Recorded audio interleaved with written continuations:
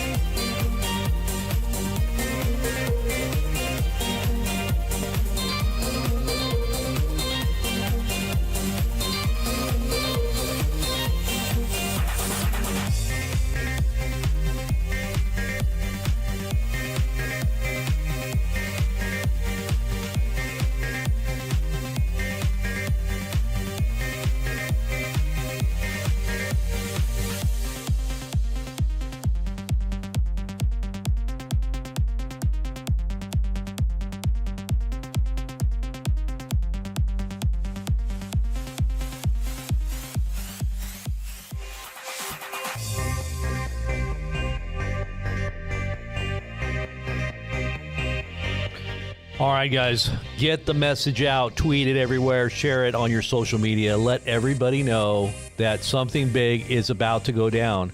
And we're going to break it down for you and hopefully make it clear enough so you can see not only in the news what's happening by putting the pieces together, but also prophetically and the timestamp that may be what the Bible predicts would happen is actually taking place right now. I'm going to lay it out before you, and you guys are going to have to make a judgment on this. Let me know what you're thinking on this, because I'm putting it out there because I think we're really close. So I'll be with you in just a few. Just hold tight.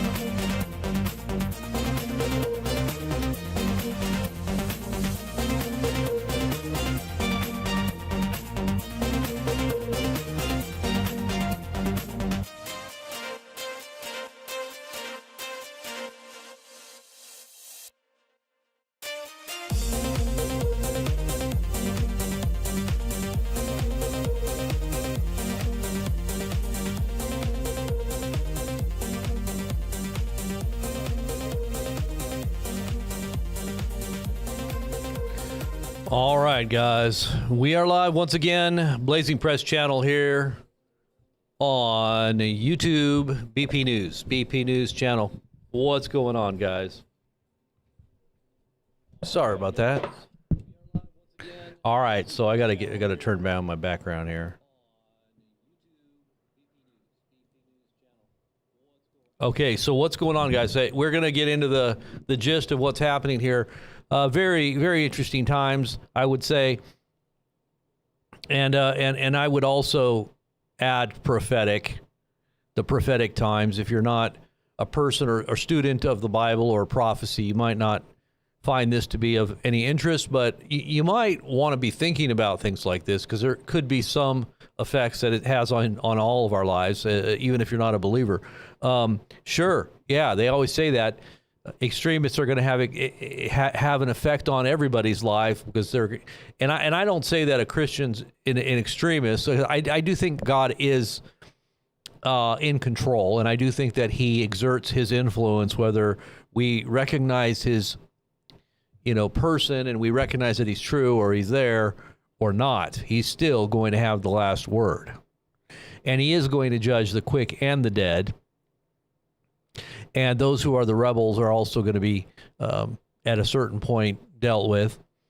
But in the meantime, there is always still justice that does take place, but there's also a lot of injustice, and that's a part of the troubling times, I think, that the Bible speaks about that we would be entering into, which we define as the tribulation, right? As the tribulation. What is the tribulation? There's a lot of talk about prophetic eschatology and in the realm of eschatology. That is the study of the end times that defines this moment in time, which many people would say, and there's different views. I mean, there's a lot of different views. There's a preterist views, which believe that the end times already happened.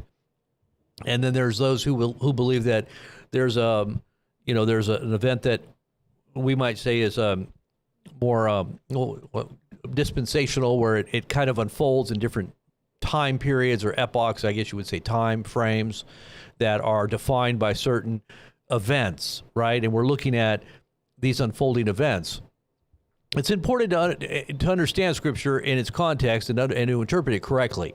I mean, Jesus himself was speaking to his own disciples, and he talked about how at a certain point there would be this man of sin, or this abomination that causes desolation that would take place, talked about by the prophet Daniel.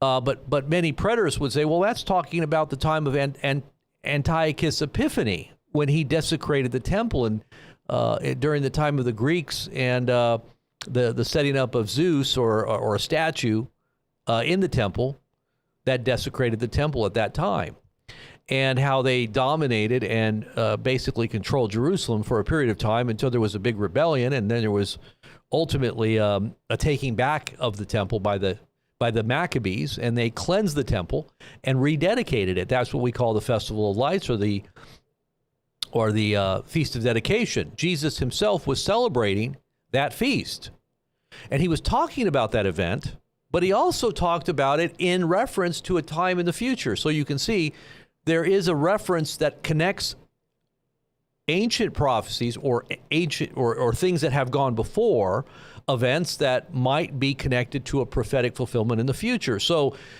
Jesus himself was even making reference to something that would be connected to Antiochus Epiphanes and a parallel fulfillment in the latter days. Okay, so we have to understand that, and we've talked a lot about this in light of some of the things that went on with Trump, and how there may be some connections there. Now, I'm going to talk more about this in light of some of the current news.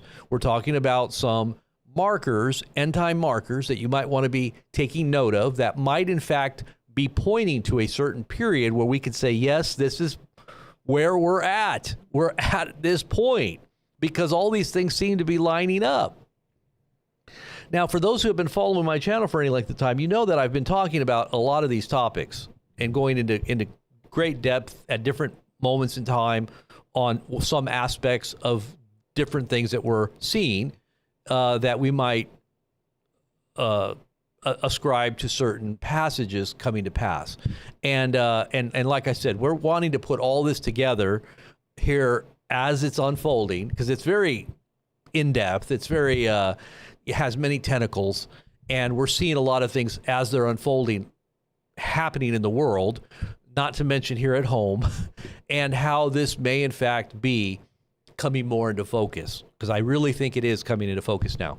So I just want to say hello to everybody first before I get into all this. Mark Hill, Cheyenne, Drops, Homestead, Belinda, VZ, Fat Cat, a number of you guys are hanging out. Mary here, Mary Weinstein, Weinskowski, Corrine. Just want to thank you all for hanging out with me tonight and prayerfully contemplating the times and the seasons we're in, and really discerning the times, I should say. Jesus told the Pharisees, you can discern the signs of the seasons. You have great abilities to predict the weather, but you have a terrible understanding of what's actually happening right under your nose. The Messiah is standing right here talking to you, and yet you don't get it. You're not even hearing or figuring out, with all of your degrees and all of your pedigree and history and all of your knowledge of Moses and the Torah, you can't even see the fulfillment of these prophetic embedded messages that God has placed within your within your oversight, because you're supposed to be the overseers. You're supposed to be the ones that are discerning the times, and you can't see that it's happening right here under your nose. And he rebuked them, right? And I say the same thing is happening again today. I think there's many people that are the supposed experts, the people that we all look up to, or we, many of us would look up to, that we would say, well, they should know because they've got huge followings, they've got college educated, they've studied the Bible for many years, they've been Christians for a long time, they've got a lot of experience, but yet they don't see what's really happening. They're not warning their people. They're not telling the story that is probably something that the Spirit of God is really speaking to the church right now.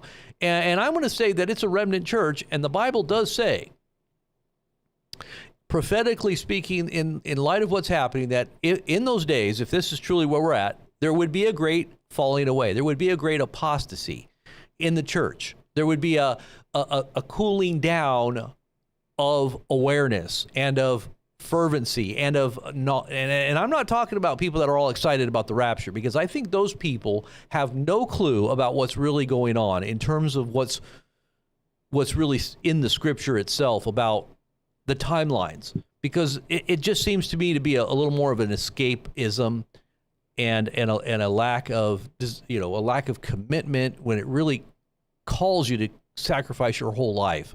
Really, when the commitment is giving up your whole life, as it says, they love not their life even unto death. You overcome the world in the powers of darkness in that latter day by the testimony, by the word of your testimony, by the blood of the Lamb, and you love not your life even unto death. This is in the context of the end times unfolding. And this is what it says in Revelation. So we have to have that kind of commitment level. And so I think a lot of Christians out there are still kind of wanting their cake, and they want to eat it too. They got the world here, and they got their one foot in the world and one foot in the church, and they kind of want to balance everything out and make it seem like it's okay. Oh, we can do whatever the world does, and we can use AI, and we can get caught up into all the different things that are going on with our lives, and yet we're missing the fact that we're on the brink and the edge of complete and utter, which I think the world is going into World War III. We are literally on the brink of World War III right now.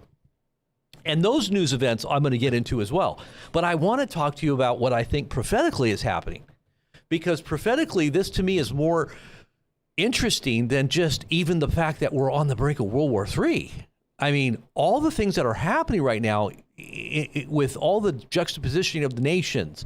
And I'll just give you a rundown of what's just happened just in the last 24 hours in the news. So just so that we can get that kind of understanding, so I can launch into what I think prophetically is happening. And what's just happened in the news is that we've got, and what's about to happen. Okay, let's just go through some of this. So we've got the solar eclipse coming. That's going to happen on the same day as Charlie Kirk's funeral. It's like something that would happen to a president. This type of funeral is something that they do for very important people. And the reason I think they're doing it is because there is so much politically hanging on this moment that I believe has everything to do with our national security and what's going on globally that has to do with other nations, including Israel. Because this whole thing centers around Israel. If you haven't been watching and following the narrative and the viral news that surrounds this event that took place with Charlie Kirk, and you don't know how Israel's all in the midst of all of this conversation, you might just discount it or dismiss it as a conspiracy. Well, you've got tens of millions of people that have a suspicion, not only that Israel may be involved, but there's also something being covered up. Very similar and akin to the JFK event, okay? It has that same feel. People are distrusting the narrative. There's lots of holes. There's a lot of missing information. Even video footage is coming out that just doesn't make sense. And things that aren't being brought forth are also not making sense because they could be brought forth to clear this up, and it's not. there is a lot of video footage that's being suppressed. Okay, there's a lot of information that's being suppressed. But concurrently, there's a whole bunch of events that are going to take our attention off of this, because we're about to see all hell break loose in the world. This whole thing that's going on with Iran right now, the snapback sanctions that are now back in effect. They say by the 27th they're going to initiate the full orbed, implementation of this sanction against Iran that's going to be decimating. It's going to decimate their economy. It's very similar to what we did to Japan right before they attacked us. Really, they looked at it as an act of war when we embargoed their island state, and they didn't have any ability to get things coming in or to go out. And what happens when that happens is you basically die. That's like an act of war when you cut a nation off of its supply chain or supply line. And so they attack us, and we knew they were going to attack us. I believe if you go back historically, I think that we knew they were going to attack us when we did that. And then the sneak attack came supposedly, and it marshaled all of our national energies and our national anger and funneled it into us jumping into World War II. That's exactly what happened. So they basically, galvanized us and poured gasoline on something that was already getting ready to go down, but it just kind of pushed us into the war. So this is kind of what I think is happening with Iran, is I think we're getting ready to do the same thing to them. Now, what did they just do yesterday? They tested an intercontinental ballistic missile. And this thing can go 10,000 miles. Why did they do that? Because that is something that's only going to be used, especially with a nation like Iran, because they don't have the money and they don't have the ability to make a lot of these types of weapons. This was a test so that they could show the world that they do have the potential and the capability of bringing down a large weapon that probably is nuclear, that's hidden somewhere in one of their deep underground military facilities. And they want everybody to know that, you've pushed us to the edge, you pushed us to the brink, and this is what's going to happen. We're going to shoot one of these things off. And what's it going to have on it? The only thing that's feasible is that it's going to be a nuke. And, at the time when all this was going down, Russia made a statement. Remember, Trump responded and he goes, Putin did a no-no. He said the N-word. And he was really upset about that because Putin had said, hey, Iran can end up getting a nuclear weapon from another country. It's very easy for them to be shipped a nuclear weapon. And that was about the time when China was having all these flights coming in, these big, C-130s or whatever they were coming into Iran. And, people are like, well, what are on those planes? Like in the light of what Russia just stated, it's like, and now Russia's doing all of these nuclear drills now right there in Belarus. There's incursions into Poland and into Romania now, and they're flying very close to the borders now. It's almost like they're testing. Something's getting ready to come down on that front as well. But I do believe the Iran thing is about to blow. And now, what do we have going on with Trump? Trump is about to go to the UN on this two-state solution. The whole world is uniting. But supposedly, Trump really, has the interest of Israel. Everybody says he's got the interest of Israel.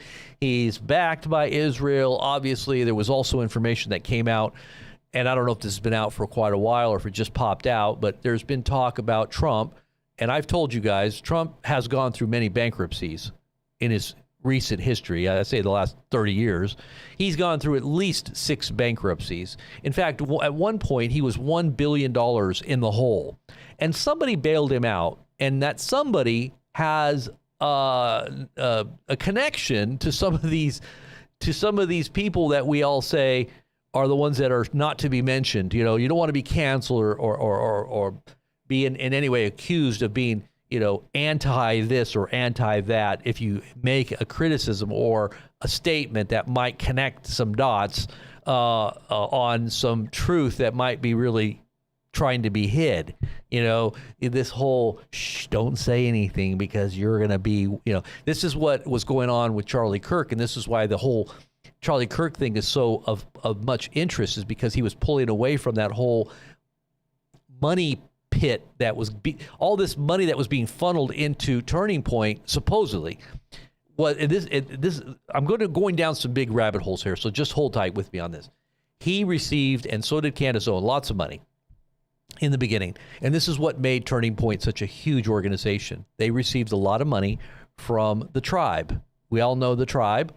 And the tribe was giving them lots of money and also was wanting them to have these talking points. Now, these talking points were being questioned, especially in earnest in the last 2 months, and in fact were being rebuffed. And some of the statements that were coming out of these very powerful billionaire donors and what other interests were behind. I know Netanyahu has now been making at least 3 or 4 statements since Kirk's passing, and he was one of the first ones to really get out there and talk about how close of a relationship Israel had to Kirk, and now has had to at least defend their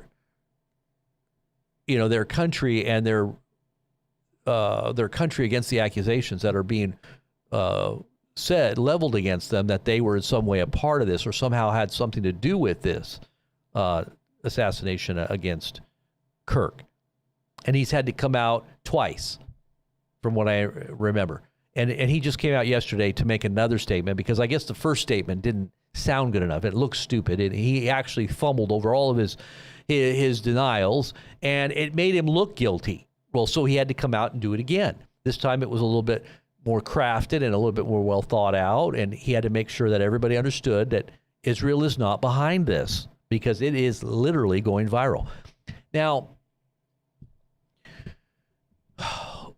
this two-state solution thing is about to go to the UN, and it's happening on the Feast of Trumpets. Listen to this. This is on the Feast of Trumpets, Rosh Hashanah, the head of the new year. Actually, the 6th is actually at the end of their year. I forget what it is, 5, 7, 8, 6, or something like this. And that has some connections, I think, to what we understand to be that number that is connected to certain events. But what is Trump going to be doing here? The whole world is literally calling for a two-state solution.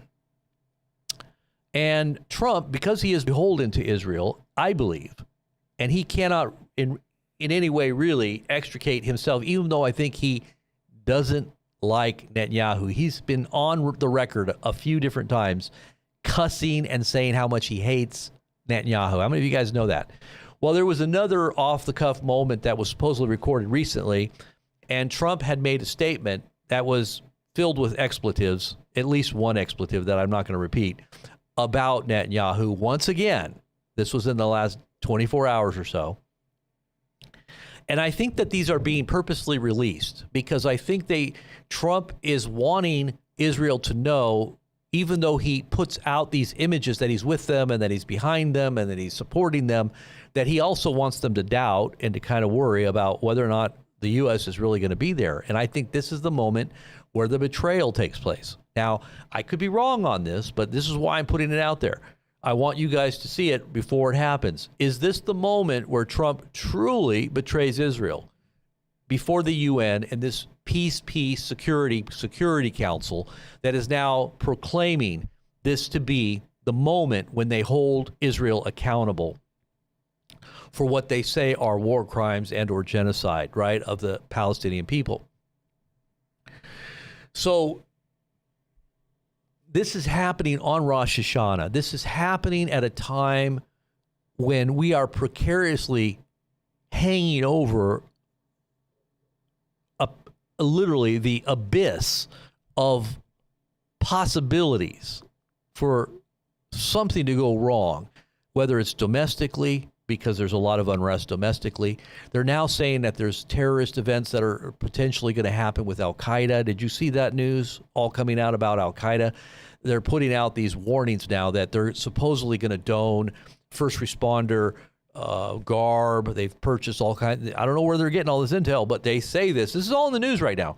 And that they're warning, this is coming from our own government, that they're warning that we could be attacked and that it could go all the way into the hospitals and because they're going to be looking like first responders, and they're going to carry out these supposed attacks. Now, this is a warning that's gone out in the last 12 hours or so. It's come out. So now we're worried about Al-Qaeda again. Now, Al-Qaeda is a group that morphed into ISIS. And really, if you go back to the origins of Al-Qaeda and Osama bin Laden, Osama bin Laden was actually a CIA asset, and Al-Qaeda was funded, and it was they were all trained by the U.S. Military. They were prepared to fight the Russians in Afghanistan back, I think it was in the 80s. So they are basically a part of something we ourselves as America created. And I'm sure that Israel was really big in there as well on top of that. But they supposedly at a certain point, and this is all the way up till 2021, right before we were attacked by supposedly Al-Qaeda, when all of the pilots supposedly were Saudis. I guess there's a bunch of Al-Qaeda people that are Saudi Arabian, but most of the pilots were Saudis. And that's kind of weird too, because we don't really have a bad relationship with Saudi Arabia, but we blamed Iraq for that whole thing, right? We went to war with Iraq on that. And, but Al-Qaeda, up until the very moment of the attack, Osama bin Laden was still on the payroll. He was still an asset. And it's kind of weird. People like Alex Jones knew ahead of time. I don't know how he knew. He kind of made it sound like he was prophetic or something by the way he figured it out. But, at the time, I think he probably received information more that he was regurgitating from the guy that was killed. I forget his name. He was basically executed by and I think it was because he was a part of high-level intelligence, or at least he had a lot of information. And that would have been the guy who wrote the book, Behold a Pale Horse. What was his name? I'm trying to remember his name. Who was the one that wrote that? His name, William Cooper. Bill Cooper. Remember Bill Cooper?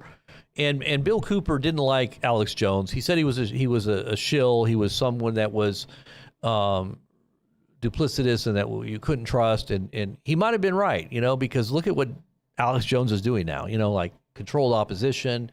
But Bill Cooper was killed and set up, and the federal government basically came to his house with unmarked cars.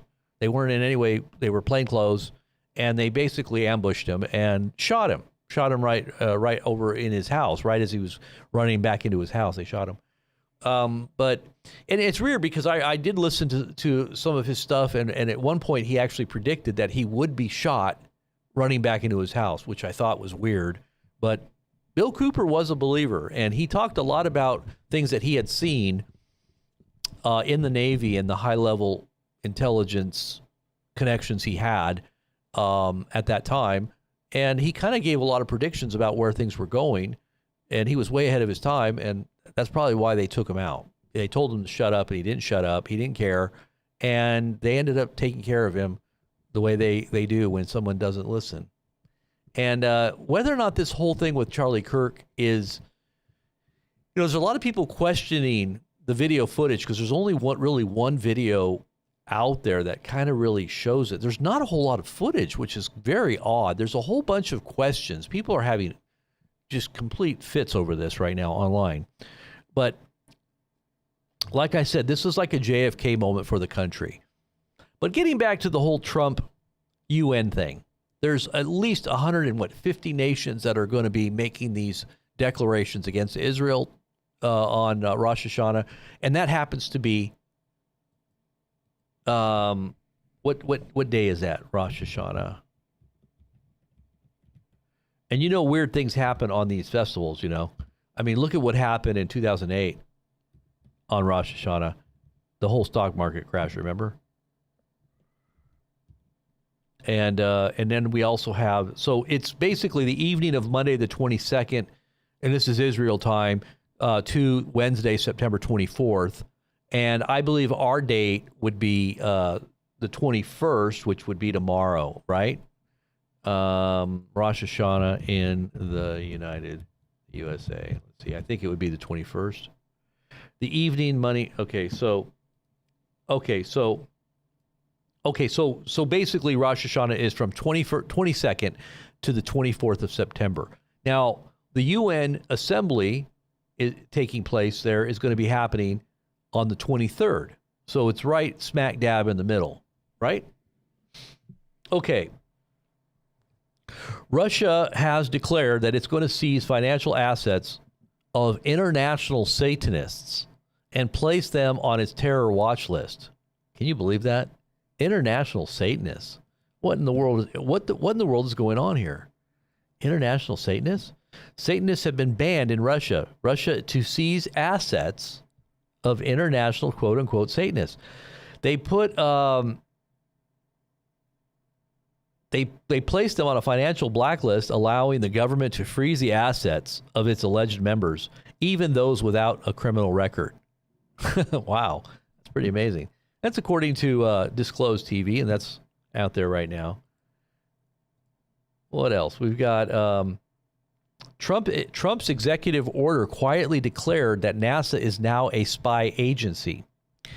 This is according to Futurism.com. Let's go ahead and look at some of these posts here. I'm just going to get into the news with you now. We're going to kind of take a dive into this. I'm really just kind of touching the surface here, but we're going to get into the deeper meaning of what's happening here. Trump's executive order quietly declared. So long, space science. So it says here, Trump administration issued an executive order last month quietly declaring that NASA will operate as a national intelligence and security agency going forward. The order stipulates that the agency will now have a primary function of intelligence, counterintelligence, investigative, or national security work, unquote. It's a major departure for the agency, which has historically focused on space exploration, as well as space and earth sciences for over its 67-year lifespan. Even with Vernon von Braun supposedly spearheading our race to space, it was still kind of focused on rockets and getting out there and landing on the moon, even though it was Hitler's right-hand man. And we did collaborate very closely with him even after the war. I thought that was kind of weird. Operation Paperclip, if you didn't know that. But it goes on to say, no mention of that science and exploration stuff. NASA Watcher founder Keith Cowing, a former scientist at the agency who now closely follows its internal and external politics, wrote a blog post. He said, he basically said, no mention of that science and exploration stuff. Shoot. NASA's now an intelligence agency. Isn't that great? You know why? Because they're going to have all this technology now rolled out to all these different agencies now. It's already rolled out, I'm sure. It's already being implemented as we speak. And it's about to go real world on a level that we've never seen before when these events begin to unfold. And I think they're just now preparing everybody for this big shift. And this is when all the controls come down. This is when the intimidation begins. This is why federalization of law enforcement over, 20 different states right now has happened. This is why. It's not about illegal aliens. The same thing is going on with Venezuela. We're blowing up these little boats and showing images of our military blowing these things up out of the ocean. And they're just little speedboats. But this is not the reason why we're down there. This is not the reason why we sent all of our assets, military assets, down into southern, South America. Okay, you just don't do that for a little cartel. Okay, this is because we're going to invade Venezuela. And the real truth is now coming out about our real reason for being there. And it is to depose and to regime change. And it is to go in and take control of the oil fields. We need that oil for our new war. We need that oil to continue our AI infrastructure and to make sure that we have enough energy. Just like Trump said when he came in, remember? Well, we need to build the dedicated energy centers for the AI because, our regular grid, critical infrastructure and our electrical grid is very, very, it's not capable of keeping things online, and it could very easily go down. So we need to really focus our attention on keeping the AI infrastructure and database centers going. Don't worry about the other infrastructure out there for the people, the plebs, because they can handle if they get rolling blackouts or whatever. It's okay. But our most important thing that we need to really focus on is making sure AI stays online and we have enough energy and power dedicated to it. That's why all your energy bills are going up, because they are siphoning off energy from your grid, from your critical infrastructure, and channeling it into this AI surveillance system that is literally being rolled out to the whole world. And this is exactly what they just did in the UK. They basically just started a Stargate, and they even named it Stargate UK. And they brought all the tech giants, just like they did when they first rolled it out, when Trump first came into office, and they talked about Stargate and what it was going to do. And if you don't know anything about this, you know, ignorance is bliss. Maybe you just want to go back to sleep and not think about this, because it will give you nightmares. And it will, if you're not right with God, you're not going to be prepared to even look at this anyway. So I would say, if you're not right with God, just don't even listen. Turn this off, and don't even try to find out what I'm talking about, because it will cause you to not be able to sleep. And who knows, you might be really depressed too as well. But you know what? I'm encouraging you, take the dive, trust God, and look at what's going on. Get everything right, because this is where we're at. So what's going on is that the UK has now been conscripted into this, and they've been, I'm sure they're wholeheartedly seeing what is going on here and how we're controlling. It's not Israel that's doing it. Now, a lot of people think Israel is the hub of all this tech. They have their hands deeply into all this technology. Believe me, they are deeply into cybersecurity. They are deeply into the surveillance technologies and everything that you can think of. The vaccinations, all that was centered right there in Israel. But little do they know that Trump is. This is the way I look at this, and it'll bear out to be true or not true here soon. And this is my educated, and I would say even, I believe, spirit-led guess. I'm not going to say this is a prophetic word. I'm not going to say thus saith God. I'm not telling you this is what the Lord is saying, or even what prophecy is telling us. But I have a sneaky suspicion that Trump is. Remember, I told you that Trump would betray Israel before it happened? And then he came back around. And then I said he's going to betray MAGA, and that's when the Epstein files happened. And then he came back around and they try to give you a bone. They try to tell you they're going to do this. We're going to do this. We're going to prosecute Comey. We're going to prosecute Hillary. Does that make you feel better? Okay, here we go. You're okay now, right? You're okay. But they never do it, right? They never do it. This is why Trump today criticized Bondi. Did you see that? He criticized Bondi on his True Social and then deleted it, because he said in there, people are starting to say that we're not holding true to our word, and we need to have some prosecutions. We need to actually make good with what we're saying, because too many people are coming out and saying we're not doing anything, right? Just like what I said. And this is what we said before he betrayed Israel the first time, and everybody it was all over the news. I had stated he was going to betray Israel, and then lo and behold, right after I said it, it became mainstream news a few days later. People were criticizing me, saying I was stupid and I didn't know what I was talking about. And then all of a sudden it was all headline news, remember? And then I said, oh, well, he's going to betray MAGA now. Now he's going to betray MAGA. You know why I said that? Because I know what Scripture teaches. And I understand that this is connected to scriptural prophecy. Now, I didn't go out and say, thus saith the Lord, or anything, because, you got a lot of these YouTube preachers out there that always say, thus saith God this, and thus saith God that, and thus saith God, they're always prophesying ad nauseum.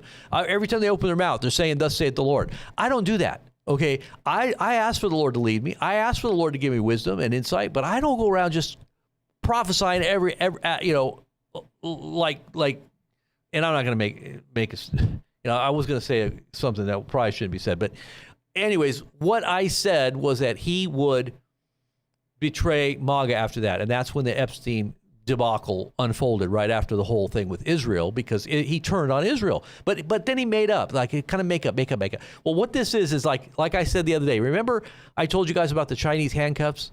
Okay, the deeper you go in, the more you try to pull, the harder it gets. Or like a snake when it's devouring its prey, it just kind of keeps going. It keeps going. It kind of lets go, and there's like a little bit, and then it goes in deeper, and then it pulls it in. And this is or quicksand. Like the more you struggle, the more you get sucked in. It's kind of like that whole idea. They're kind of letting everybody kind of feel all right for a little bit, and then they kind of suck you in a little bit more. It's a little bit more. It's just you just keep getting sucked into this narrative, and it's a deception. It's a deception, and the Bible is very clear about this as well. It says, don't be caught up in dissipation or drunkenness or the cares of this life, or that day will suddenly come upon you and snap upon you like a trap. And it says it's going to happen to the whole world. It's going to happen to the whole world when this happens, and it's talking about a moment in time in the latter day. So Trump is going to be chairing this, I believe. He's going to be the one that's chairing this. The Space Force is surveillance and spy agency too. So it's not just NASA. It is Space Force, and it is also NASA itself as well. And so here we go. Erdogan from Turkey is giving his global speech to the UN, and we're going to be covering this tomorrow. So, stay tuned to our channel, or on the 23rd. It's going to be on the 23rd. And we're going to be really looking deep into what's happening there. But I do believe that Trump is going to say, well, because, he's got ties on him to do certain things. It's beyond my control, like the whole world is really literally going this way. And, it's true, Israel, you've got the whole world against you. We're the only ones really standing with you. But, you really got to do something about this, because it does look really bad, and we're being sucked into this too. And so this, and this is why Netanyahu said we're going to attack anybody that starts speaking out against us, in light of the criticisms from the Charlie Kirk thing. Remember, people took that as a threat to the country itself, that they would attack us, because there's all of this talk now that Israel is somehow involved. And he likened it to the whole thing that took place prior to Nazi Germany and the Holocaust. He's basically saying people that are all talking about this online are setting the stage for a second Holocaust, and that they're going to preempt it by attacking. And that was an implied threat to the U.S., okay, that was an implied threat to the population that is going into these details. Okay, now is that representative of Trump as well? Is Trump wanting this? Is he facilitating? Because I'm going to tell you what, they can censor whatever they want to censor at any time, but they're not censoring this. In fact, it seems like they're promoting these conversations on the algorithms, especially people like Candace Owen, who, when she posts a video, within 12 hours or 24 hours, she's already got 5 million views. These videos that she's posting are going viral. I mean, you're talking 10 million, who knows what some of her videos have now, but I'll just tell you right now, they're up there. There's a lot of people watching this. I'm going to look really quick and see what her views are on some of these view counts, because this is really an indicator of what's really happening. So, and normally she gets a few million views per video, but right now she's getting around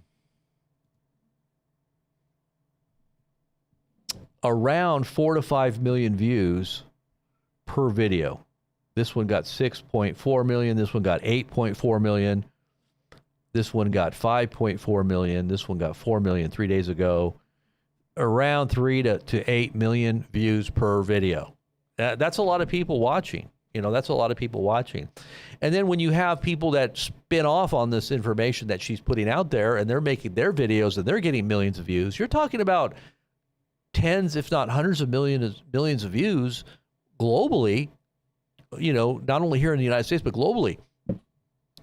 So the Charlie Kirk thing is being weaponized, and I think that they're using this for some other reason, not only as a distraction, but to try to unite the country before some bad things start happening. And I do believe it is in preparation for a war. They want to marshal the young people together, and they're already saying that, hey, you need to be recruited into the military. Do it for Charlie. Have you seen that new campaign that they did the other day? using Charlie Kirk's death as a way to try to recruit people into the military. Hello, that's kind of weird, and then also Charlie Kirk's wife, you got to kind of wonder about her a little bit, because she's got like a Knights Templar cross that she dons, and she before she even met Kirk, somebody was talking about how when she was Miss Arizona, I guess, she was invited to the Pentagon.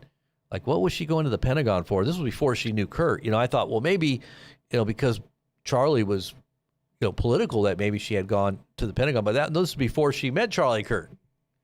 You got to kind of wonder what's going on there.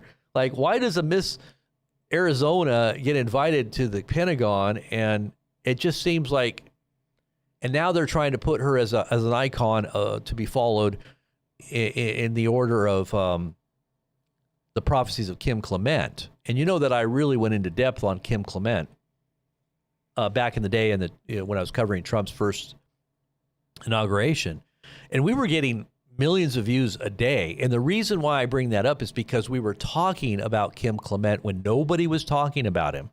This was before he was even recognized as having anything that was accurate in accordance with what was supposedly predicted about Trump. And I will say there were some accurate things that he said, but I have to wonder the source. And I referred back to Deuteronomy that says if there is a prophet, first it tells you that the ones that are false, and it doesn't happen, you're to get rid of them out of your community. But the ones that do predict accurately things that come to pass, but they teach you to obey other gods, it says the Lord your God is testing you to see whether or not your heart is pure toward him and that you truly love him. And he's sending this false prophet that's actually predicting things that are correct to test you. And so I was telling people this could be what Kim Clement is. He's very accurate on certain things. He was recruited into the Stargate program by the military. It's confirmed on video by his own daughter that he was in this program, which is a psychic program of remote viewers. And this was a weaponized, spiritual thing that they weaponized to try to spy on enemies of the United States by remote viewers that basically astral project into certain locations. And this is truly things that do happen if you don't know about the occult or anything. And so they used him all the way up to the day of his death. They wouldn't let him go. He said they supposedly, Danae, his daughter, said that he tried to get out of it. He tried to leave, but they wouldn't let him. But he had given him, they recruited him, and he went along with it, supposedly. And they said, and they knew that Kim was saying, but they knew what Kim was saying. Okay, yes.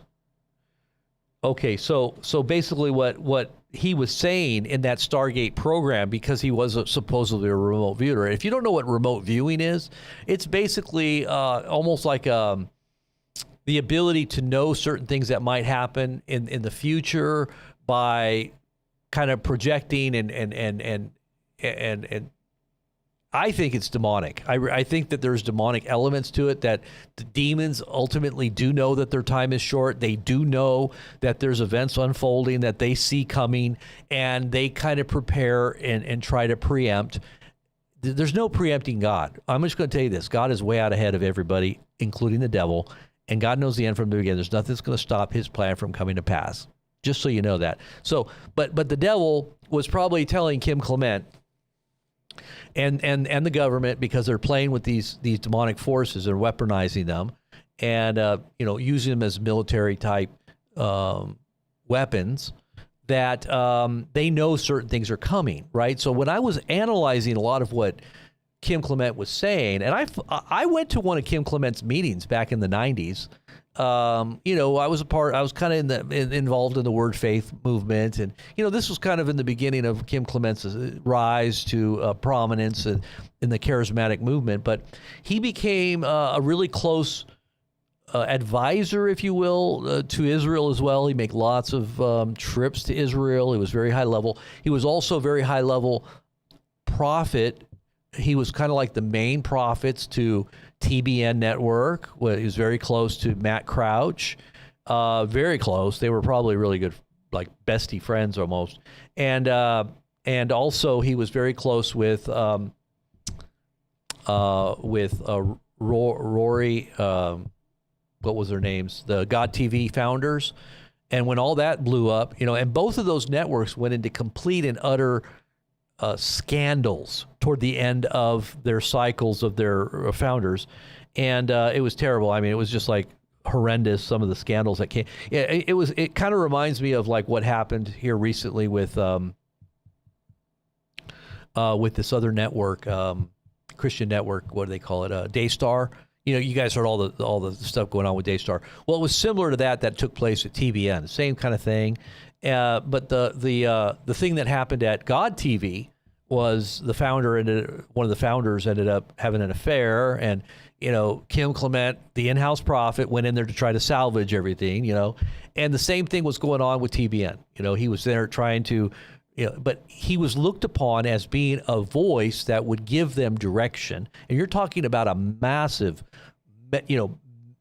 mega influencing platform, like a network of stations, like TBN or God TV. They're like the biggest networks out there. And he was the main voice. Okay. So I'm talking about Kim Clement. So when he supposedly predicted Donald Trump, I was going over all these prophecies in detail, showing people how these things could be accurate. And this is when we were getting all these views, because we were kind of on the Trump train, if you remember. But I was having all these really strange dreams about Trump while this was going on. I mean, Trump would come to me in my dreams. I'm telling you, guys, it was bizarro. And it was very eerie and creepy every single time I had a dream about him. Every single time. I even had one recently about him where he was trying to, it was almost like I don't know if it was him personally, but they were trying to get me to come back on board. And they were promising me all this fame and money and everything in the dream. And I was like, in the dream, I was. Anyways, if you don't know about how dreams work, I'm gonna tell you what, dream state is very interesting, because God can speak to you in those dreams, and you've got spiritual warfare that goes on day and night. It doesn't stop when you go to sleep, and God doesn't stop working in your heart and life when you're asleep. There's things that go on while you're sleeping too. So you should always pay attention, especially if you're, right with the Lord. If you're not right with the Lord, then you're going to be susceptible to your dream state being taken over as well, not just your daytime mindset. But anyways, here we go. The global speech at the UN is at 3 p.m. with Erdogan of Turkey speaking. After Trump gives his global speech to the UN at 11 a.m. Eastern time on at September 23rd. So that ought to be interesting. Erdogan has given previous speeches at the UN comparing Israel and the Prime Minister Netanyahu to Adolf Hitler. So he's totally against Israel. We're talking about Turkey, and Turkey's a very big player and is a part of NATO, and a lot of NATO nations, as well as Europeans, are totally and completely against Israel's moves and what they're trying to accomplish there. And the only one that really seems to be on board is Trump. And so I think that this is going to be the moment when Trump comes out and makes his statements against Israel. Now, I could be wrong, but this could be the moment that we see this big backstab on a global stage, when all the nations are gathered there. But here we go. Well, we'll find out in 2 days. We're going to find out. So Turkish President Erdogan is scheduled to deliver his global address against Israel during the high-level general debate at the 80th session of the UN General Assembly on Tuesday, September 23rd. Erdogan's itinerary includes arriving at New York City on September 21st for the UNGA preparations and bilateral meetings, and will meet with Greek Prime Minister, on the 23rd, before heading to Washington, D.C. on September 24th for a meeting with U.S. President Donald Trump on September 25th. Erdogan's speech, is expected to focus on the Gaza war and will be calling for global action against Israel.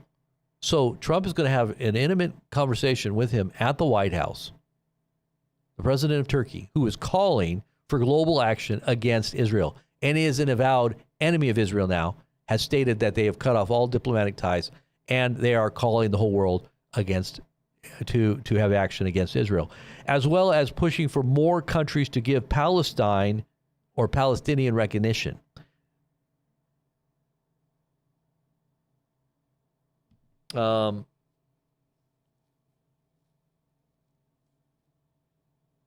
Okay. And then let's see what else we got here. Next week will be huge. It says al-Shara, a.k.a. Syrian President Giuliani. And now he was the head of ISIS. If you remember ISIS, they were going around cutting people's heads off on television, making, like Hollywood videos of people getting their heads taken off and promoting it all, marketing it to the whole world. Remember that?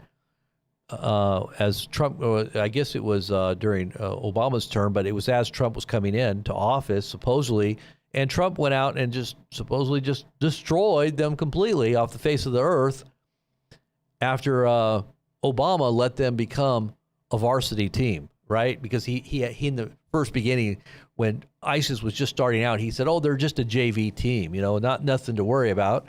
But at a certain point, they became a varsity team, and they were rolling over the whole of the Middle East, destroying countries and cutting people's heads off with military equipment that we left for them to utilize and to make their army what it was, because it was all U.S. military equipment they were using. You got to wonder if it had something to do with the origins of ISIS, which was really Al-Qaeda, and how we kind of funded it. You just got to wonder about some of these things. I mean, it's like a puzzle. You have to kind of sit back and really think about. But anyway, now we're having a relationship with the new president of Syria, who was at one time a leader of the ISIS group. He probably still is, and he looks pretty. Trump's like, he's a tough guy, but he's really tough, but he's good. We're gonna work with him. Okay. He will be the first prominent member of Al-Qaeda to arrive in the city since September 11th attacks.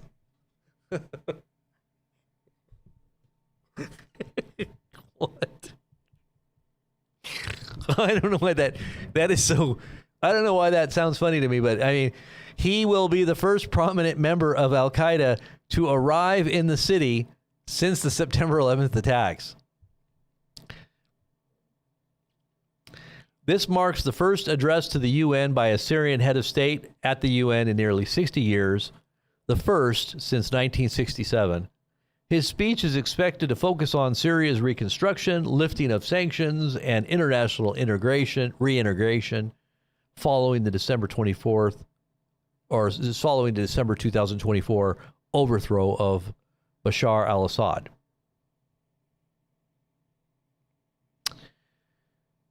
And then Trump says, "I'm pleased to host President Erdogan of Turkey at the White House on September 25th. We are working on many trade and military deals with the president, including large-scale purchases of Boeing aircraft, a major F-16 deal, and continuation of the F-35 talks, which we expect to conclude positively. President Erdogan and I have always had a very good relationship. I look forward to seeing him on the 25th.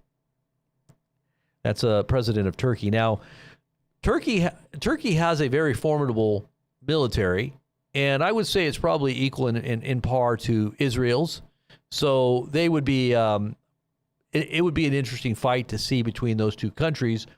I think Israel might be edging them out a little bit because they obviously have nukes, and we know that Israel has nukes, but they've got other technologies, I'm sure, that are cutting edge. But here we go. I'm going to show you guys some of this stuff here. Let's go ahead and look at some of this.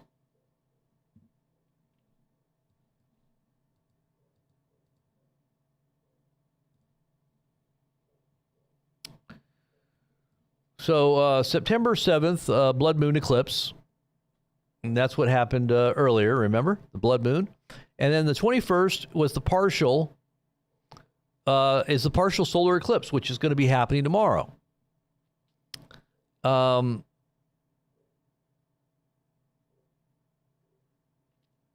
the Jews look at solar eclipses as omens that are bad for the nations, those who are Gentile nations, and when they have lunar eclipses, they also look at that as an omen or a bad sign for the Semitic people. Now, they won't attribute that to their own personal nation. At this time, they're trying to interpret it as a bad omen for Iran and some of the other countries that are Islamic.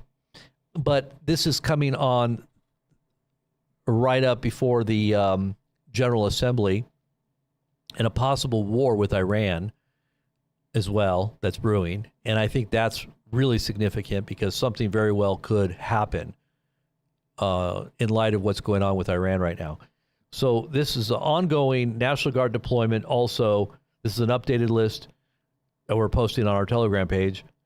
So we've got 19 red states being having National Guard and federalizing of law enforcement, state law enforcement. I guess they would also be federalizing them.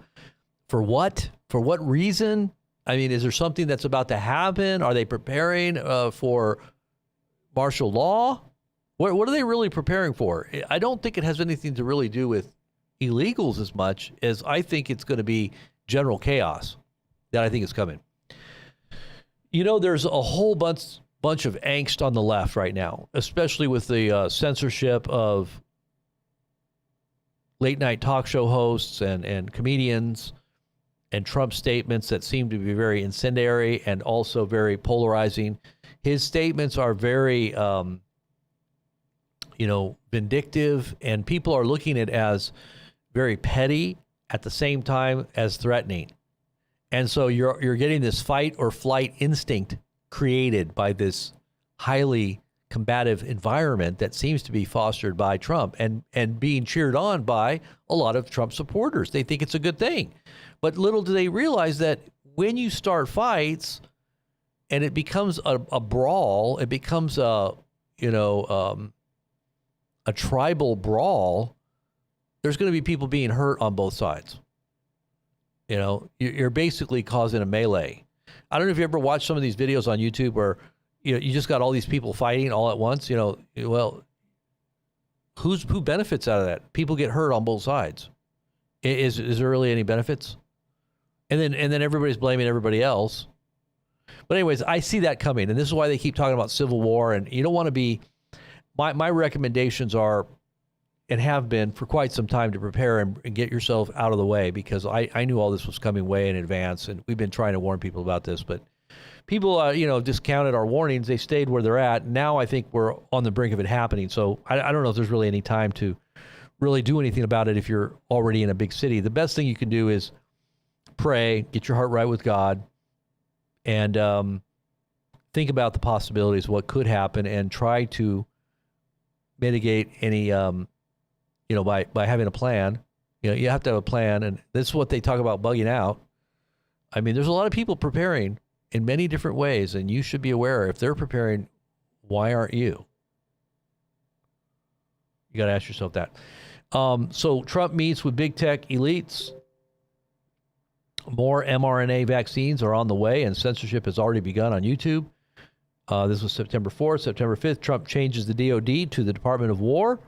September 6th through 8th, the Aurora Northern Lights blood moon was seen by 7 billion people. Planetary parade of 6 planets. Next one is not until 2028.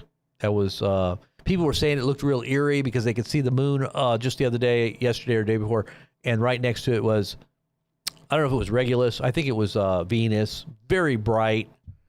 And there was another one behind it. It was kind of weird looking at it.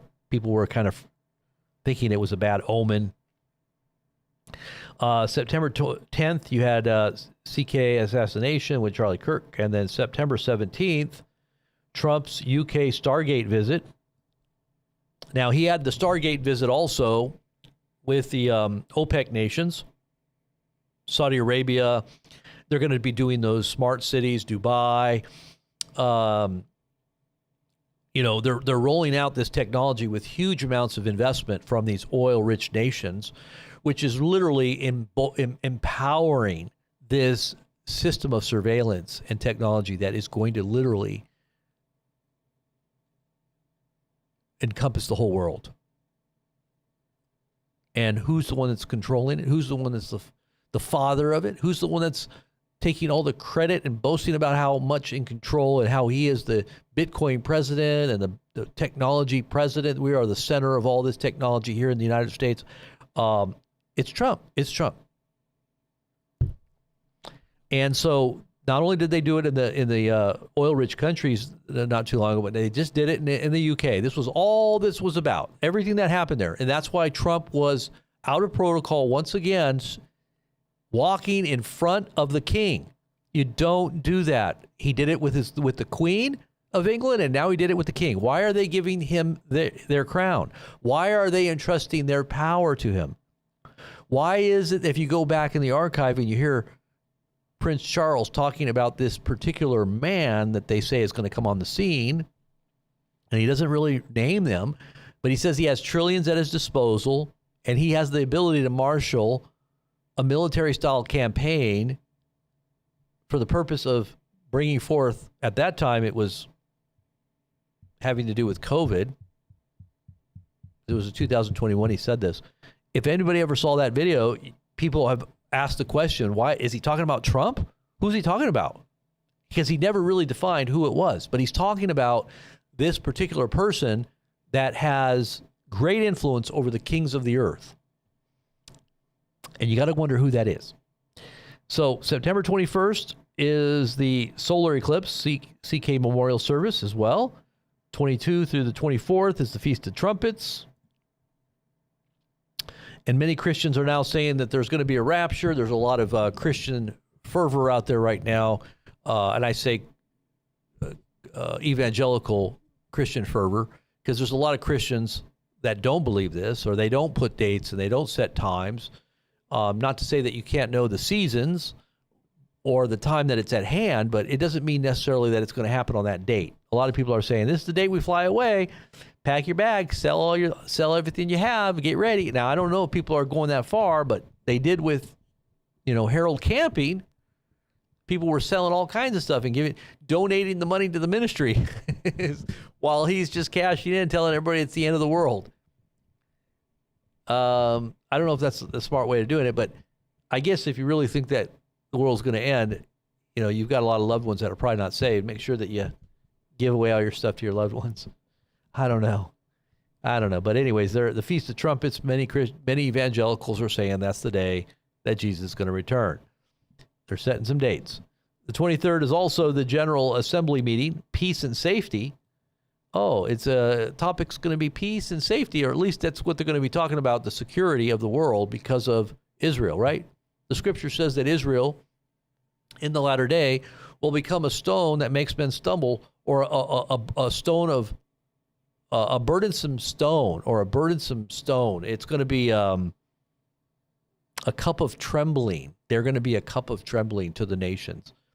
They are going to be in the midst of all of the turmoil. And this was predicted thousands of years ago, before Israel even lost their state and their nation for 2,000 plus years. This was predicted way in advance. And here it is, the culmination and the return, which was also predicted that they would ultimately become a nation once again when all these things begin to come to fruition. And that generation that sees the return of Israel, Jesus said, to their homeland, this is the parable of the fig tree, that generation would not pass away until all these things come to pass. And he was talking about this end-time generation. We call it the fig tree generation. That fig tree generation began, I believe, in 1948, when Israel was returned. Some mark it as the time in the period when they received Israel or Jerusalem, which would have been 1967. And if you calculate 70 to 80 years that the Bible defines as a generation, you basically are getting right around the time when that generation is coming to a close. And that would be about 80 plus years. So we're right about 76, 78, 77 years before that 80-year period. So if that truly is an 80-year generation that Jesus is speaking about that would not pass away, then we're pretty close. It could also encompass Jerusalem's acquisition, and it could start from there, which would have been 67. I think it's 67, right? When they took over the Temple Mount. 67, 77, 87, 90. So that would have been, that's like 60 years. But anyways, many people say it's 48. So then it goes on to say there's going to be a conference with 193 nations attending this two-state solution, and they're going to be recognizing the state of Palestine during this UN assembly. Trump will be speaking at the UN meeting and declaring global peace.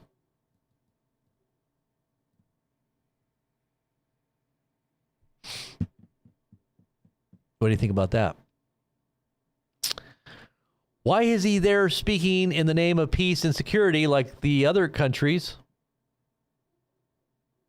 This is all leading to Israel being betrayed and surrounded by their enemies.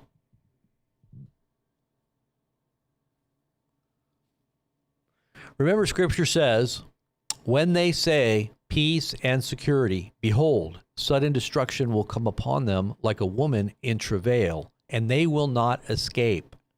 See, these travails that bring forth the birth of what we say is the tribulation, the end time events, right, comes upon a woman like the travails of childbirth, right? There's contractions. They become more intense, more rapid, all the way up until the moment of birth, right? And then you have that moment when everything breaks out. Okay, so we've been seeing the birth pains for a while now, and things are rapidly picking up. And I think that we're beginning to see these moments that are going to bring forth this sudden destruction.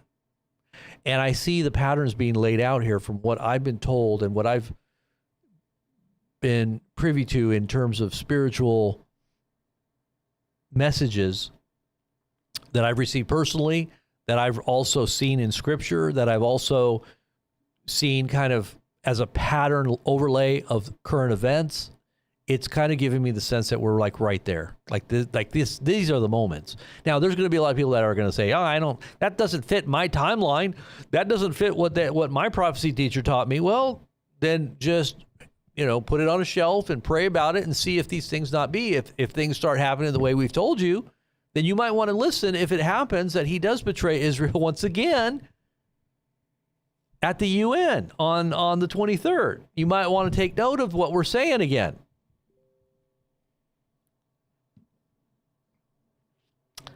Let's see what else we got here. Trump says to talk global peace and safety at the UN on the 23rd, the Feast of Trumpets. Trump says, my goal is peace, world peace. Nobody has done a better job than I have done for world peace. Nobody has settled more wars than I have. Nobody, only me. I'm the only one. I will be like, I will do this, I will do that. I need Nobel Peace Prize. Give me my Nobel Peace Prize. I am the most awesome, the most knowledgeable, the most powerful. I am the anointed. I am the chosen one, he said, looks up to heaven. I am the chosen one. I mean, like, really? I am the father of the vaccine. The vaccine's good. We'll have a little talk when I get back into office. All you MAGA people out there, we're going to have a little talk about this. We're not going to talk about it right now because I need to get elected. We'll talk about it later. We'll have a little talk. The whole thing is just, it's gaslighting. I mean, if you really look at the patterns, it's continual gaslighting of the people, and especially those who are his followers. But they don't care. They don't care. A lot of them don't care. Emmanuel Macron says, I just spoke with the Crown Prince of Saudi Arabia. the adoption by 142, oh, that's interesting, 42 there's in there, 142 countries of the New York Declaration on the two-state solution marked a turning point. Oh, that's interesting, turning point, in charting a path toward lasting peace and security in the Middle East. Turning point, huh? Turning point on peace and security? Really? Wow, I do think it's a turning point. I think it's a turning point right into utter destruction. That's what I think I think that's what the turning point is. I think we're turning on a point that is going to bring about sudden destruction. And that's prophecy right there. The conference on the two-state solution, which we will co-chair together in New York on Monday, must enable us to take further steps in mobilizing the international community. So Saudi Arabia's Crown Prince and Emmanuel Macron will be co-chairing one of the days. Two peoples, two states, peace and security for all. Wow.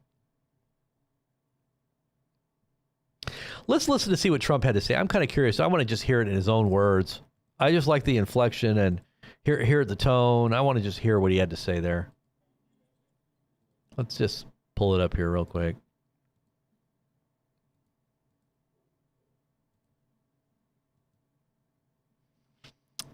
Where is it here?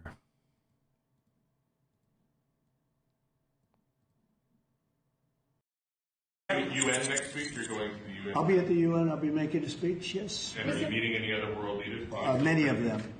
Who are you meeting, Mr. President? Well, I'm meeting Syria, them. They're being Zelensky. set up. What is your goal from attending that meeting? What do you hope to World peace. Nobody's done a better job than I've done on world peace. Nobody's settled so many wars as I have.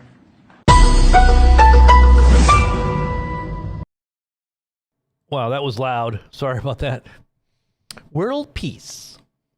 Imagine a world peace. World peace. Let's see what else we got here.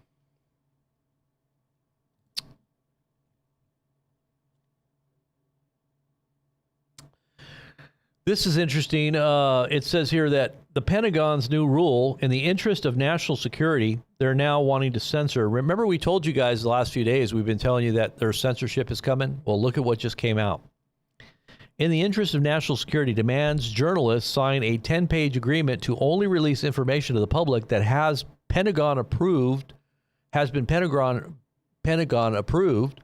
even if it's unclassified. What? Well, yeah, because what's going to come is going to be horrendous, and they don't want anybody saying stuff that they're not in any way backing up or allowing, because they need to have complete and utter control over the narrative. And this is why they're going after all of these late night talk show hosts, because they talk too much, in embedding it into their comedy skits, and into their comedy monologues. And a lot of it is so poignant and really explains, like Colbert. I mean, even though I don't like Colbert or I don't listen to them at all, or Jimmy Kimmel, there'll be clips that'll be going out viral that I'll listen to, and one of them was Colbert's recent one that got him taken off and canceled, because he got canceled too. And that was very interesting. I sat and listened to that, and I was like, wow. I posted it on Telegram, and then that next day or that night, he was canceled because of it, because of what he said. And it was so revealing, and the way he did it was so eloquent in his monologue.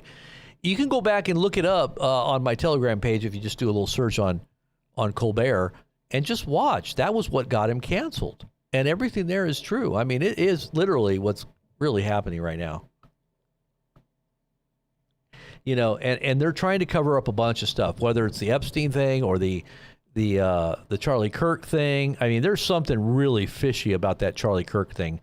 Everybody is starting to talk about how fishy there is something really wrong with that narrative and how they're explaining it. Let's see what else we got here. Trump threatens the Taliban in Afghanistan after they rejected any deal for U.S. redeployment to their country. Trump says if Afghanistan doesn't give back Bagram Air Base to those who built it, the United States of America, bad things are going to happen. So we're going to go into another war with Afghanistan, I guess. Well, that ought to be interesting. We're going to get bogged down there as well. Not even bogged down. I think that it's going to be worse than being bogged down. Okay. We've got stuff going on in South America, which I think is better. I think we're going to be barraged by so many things all at once. I don't think Americans are going to be able to even process what's happening. They're going to be just so focused on their own everyday survival that they won't even be thinking about what's going on in other parts. They might not even have the internet. I don't even know if the internet is going to even be up and running. I think there's so much terrible things about to hit the fan, guys. And I hope that you're ready. I hope that you're right with God. I hope that you have some kind of preparation for what's about to go down. And this is your last minute warning.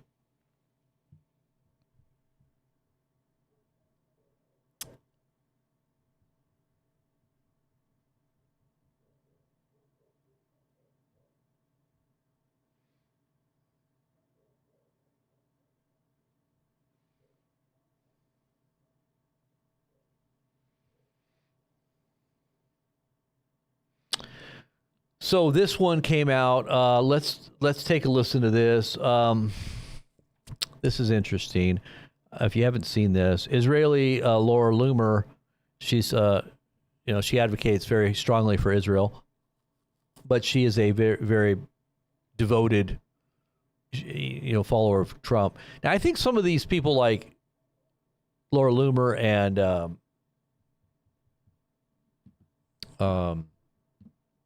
what's his name? Anyways, I think that they're kind of confused about some of our tactics and our policies, even though they're huge supporters of Trump. They're kind of wondering about why certain things are happening. And I think it's setting them up for a big, another big betrayal moment.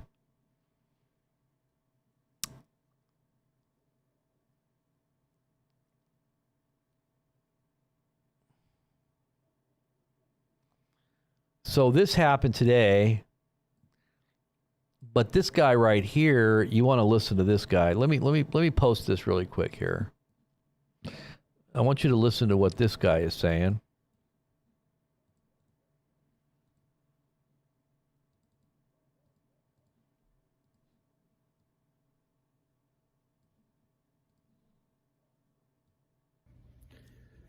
There's a report going around, and it has everybody somewhat nervous, and I wanted to put it out so this way you would be informed.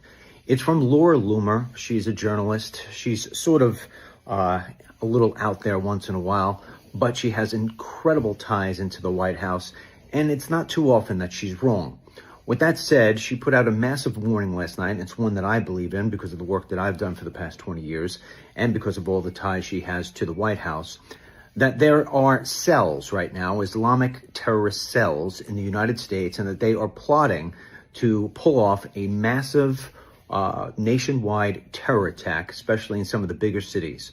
Now, what the word is that these terrorists have ordered an incredible amount of first responders' uniforms to make themselves look like police officers, firemen, paramedics, nurses, doctors, etc. And apparently, this entire scheme is two form. Form number one is attack, and form number two is attack at these hospitals and emergency centers, so this way they will not be able to respond and help those who are wounded and those who are hurt. This would basically disable our emergency systems as we know them. So basically what's happening is they're going to blend in with society. They're going to blend in, and you won't know if somebody is a foe or if somebody is a firefighter or a doctor or a nurse or a police officer or a paramedic. This is a very dangerous thing. And the reason why this is happening, to be quite honest, I know a lot of people will point back to Biden's open borders. And there's no doubt Biden's open borders has created havoc in this country, havoc that we haven't seen yet. Now, Biden's not the only person who had open borders. Trump had a lot of people come in. Obama had a lot of people come in. We've had these people in our country for a very long time. But it's so much greater than just what happened at the border. We have been taking in over 1.2 million people on average every single year, dating all the way back to 1991. Understand that. So we've allowed these people to hide in plain daylight. We invited them in. This year alone, as much as I love Trump and voted for him 3 times, he hasn't limited the legal immigration into this country by significant numbers. We're still going to take in well over 1 million people this year, 45 to 50,000 of them being from Middle Eastern countries where Muslims are running wild. That's where they come from. So fundamentally, we are creating a situation where we are putting ourselves in harm's way. Now, police, especially in New York, used to use a very effective tool called racial profiling. Obviously, somebody who looks like me isn't going to be dressing up as a pretend nurse or a paramedic to try to bring terror across the country. So I think we have to all be vigilant. I think we all have to be looking very closely at everything and everybody. And the United States has to be awake 24/7, 365. We've created this problem for ourselves, and it's too late to plug the hole. They're already here. And so now the only thing we can do is be vigilant, be alert, and understand that although some people may feel it's inconvenient that they get profiled, at the end of the day, that's part of staying safe in America. If we ignore that, then we all do so at risk of our own peril. Okay, so basically I just kind of show a screenshot here of what Laura Loomer has posted here. Sources tell me tonight that the National Counterterrorism Center has officially determined that Islamic terrorists affiliated and coordinated, it says, it's okay, so it's going a little too fast there. But basically, she's warning about the same thing he's talking about, except she's going into the details of what her sources have told her about this embedded and or coordinated upcoming attack. And I believe that it's been confirmed, or at least it's being talked about by, and this is all in line with what's happening with the Charlie Kirk thing. They're saying that there's credible threats against that event, which is going to happen tomorrow. And there's going to be a lot of dignitaries there. So, you know, that's kind of creepy. It appears that the ODNI Gov is still operating with Obama-era term. See, this is where she criticizes Trump, which she doesn't normally do. She's saying that this is not changed a whole lot under Trump, and that they're still allowing these types of things to be, operational within the country. And she's basically giving a bunch of advice on how to go after these people that are here. But see, I don't know if you can do that when you've got all of that's taken place with the open borders. And I know Trump is going to blame Biden when all these things begin to happen. When all these terrible events happen, it's going to be Biden's fault, right? There's no in any way going to be any kind of responsibility that Trump would say is his, because this chaos that might be unleashed on our country is going to be blamed on the previous administration. And he himself said that. He said all the little things we're going to have to start taking responsibility for, that, we can only blame Biden for this for only a little while once we've been on office. But if it's a big thing, he said, we can still blame Biden. And he's talking about a big thing. He's talking about, a big terrorist event, like that's because of what they did for the last 5 years, right? They're all in here illegally. So anyways, so that's kind of what's going on there. And let's see what else we got here.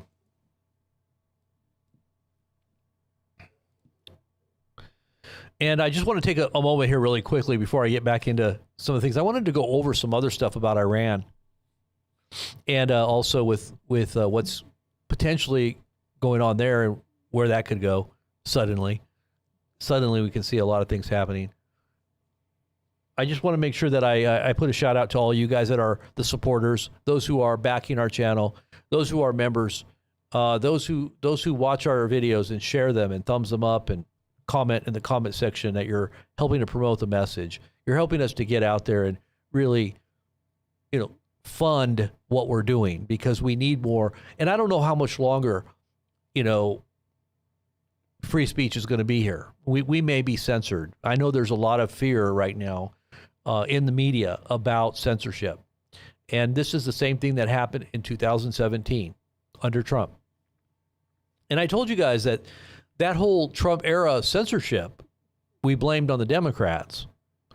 But maybe, just maybe, for those who were hardcore Trump followers and listened to the whole Q posts and the Q crumbs, understood, just like General Flynn himself said, the whole Q, the whole Q thing could very well be, he said he believed it was a military operation, PSYOP operation. He said he didn't know personally who was involved, but he believed that it had all the hallmarks of being a high-level military PSYOP. This is what General Flynn said. And what Q was saying was that Trump was still in control and that this was all an operation to bring him back in to the hail and praise because of all the chaos that would ensue under a incapacitated president that ultimately was pushing an agenda that was going to offend every thinking, moral human being in the United States. At a certain point, they would be calling out for salvation to somebody that would come to save them. And that Trump would be hailed as that savior as he came back in, raised from the political dead. And that's exactly what happened. Now, I didn't take the Q post as being the reasons for why I predicted that. I looked at it more from a biblical, prophetic point of view, because I could see the handwriting on the wall there, and really where it's all going. And Trump's, telegraphing a lot of this by the way he talks and what he says before it happens is very clear. If you read between the lines, if you're someone that's astute and knows how to read between the lines, body language, tone, messaging, you look at the big picture, you study it, you're going to see where all this is really going. And so the censorship that happened under Trump's first administration, though he pretended, and I believe he kind of played the part of being someone that was hemmed in and completely vulnerable to the slings and the arrows of both left and right, rhinos as well as Democrats, that hamstringed him and didn't allow him to accomplish anything except for the things that he did accomplish, even though he was under this great persecution that ultimately caused him to lose the presidency to such great corruption, right? Great corruption in our voting system, right? Everything. But this was what Q said. He will come back. He can't do it now because people will think he's a dictator if he tries to right the wrongs of the failed election and how it was commandeered through the voting machines, right? They didn't want to go in and forensically look at the voting machines. They didn't want to get down to the brass tacks of really ferreting out the evidence because that would have made him look like a dictator. He had to wait till everything got so bad and he could come back and say, see, I told you so, but he was really in control. And so really, was he behind the scenes allowing that censorship that we saw that was so horrendous all throughout his first term? And is it coming back with a heavy-handed iron fist once again? Because the censorship went away under Biden. You know that, right? Censorship went away under Biden. It's coming back again. So you have to be looking at, was this a pretend move in the first term to pretend like he didn't have any controls when he really did? Gosh darn, I don't know why my nose is itching. Sorry. And now that he's back in and has utter and complete control, and you could even say dictatorial type of controls, Why would there now be all this censorship that is about to break in on all of us? Why? Because we're on the brink of a national security, crisis that could engulf the whole world into a third world war, right? And we got to have control of everything. Every narrative needs to be locked down. Everybody protest, and no protesting allowed. I mean, this is where it's going. If you're out there protesting, you're Antifa. You're against the government. And we this is why they're talking about going after Antifa now, because everybody can be Antifa. How are you going to designate who Antifa is?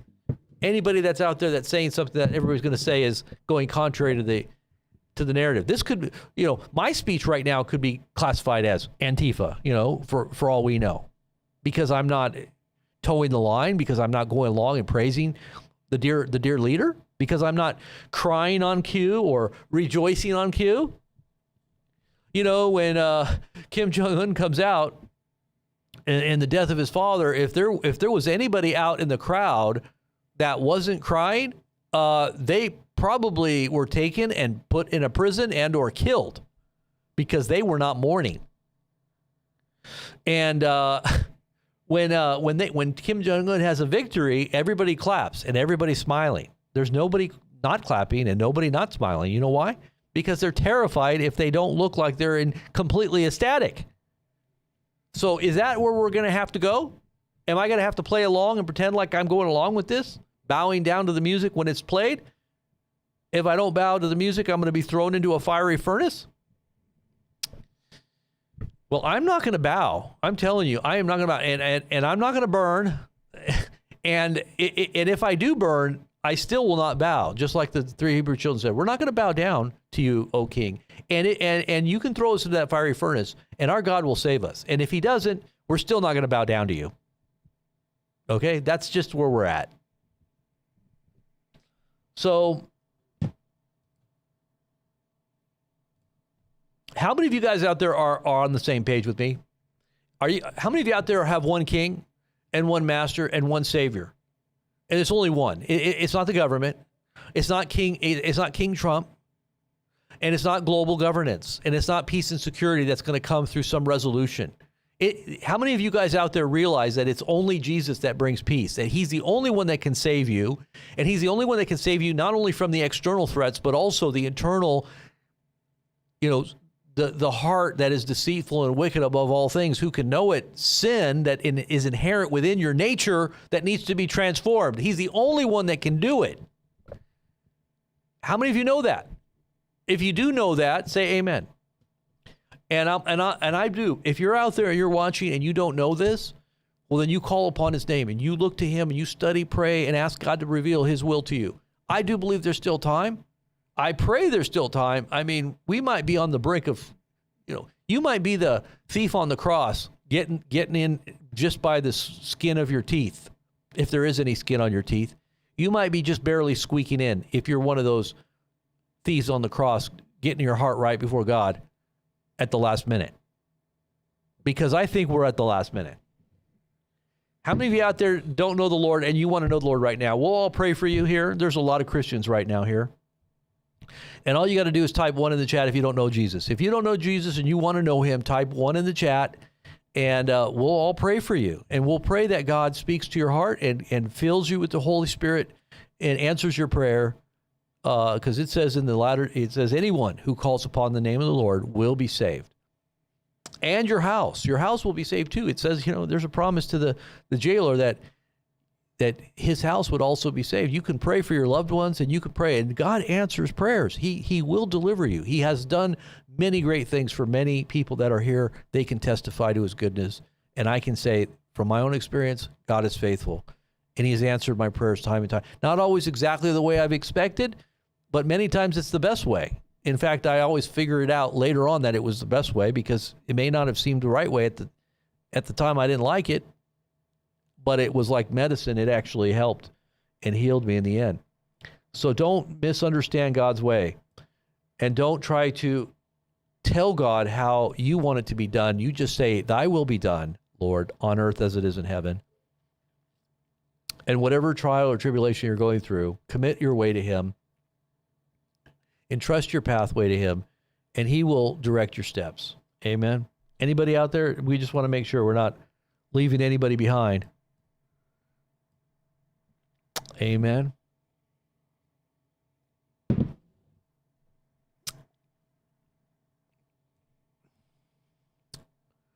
Amen. Okay, let's move on.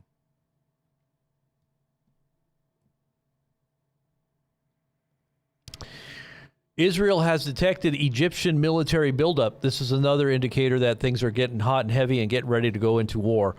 Egypt is building up on their border military equipment in the Sinai, and they're now asking Israel, or Israel's now asking the Trump administration to put pressure on Egypt to scale down this buildup. Why? Because it's supposedly breaking the agreement they had during the 6-day war, I believe it was, and now they're supposedly breaking that by building bunkers, underground facilities. What are they doing? What are they preparing for? Israel knows. Listen to this. Remember the exploding pagers that Israel had? Remember that? Well, look at this.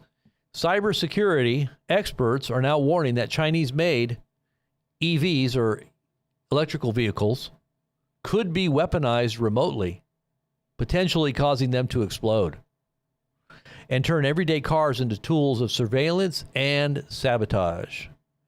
So you just happen to be driving your EV and you're in an area that's being surveilled and by our adversaries, and they see that you're in the right vicinity, and it's about time to press the button on your car because they need a certain target. You just happen to be the guy that drove it unknowingly to the place where they needed it to go. Or they could just remotely commandeer your car and take it to where they want it to go, because they can do that now with a lot of new cars. And if you're a person that they don't like, well, maybe they can take over your car and drive you head on into a, semi truck or Mack truck coming your way. They could also do that too.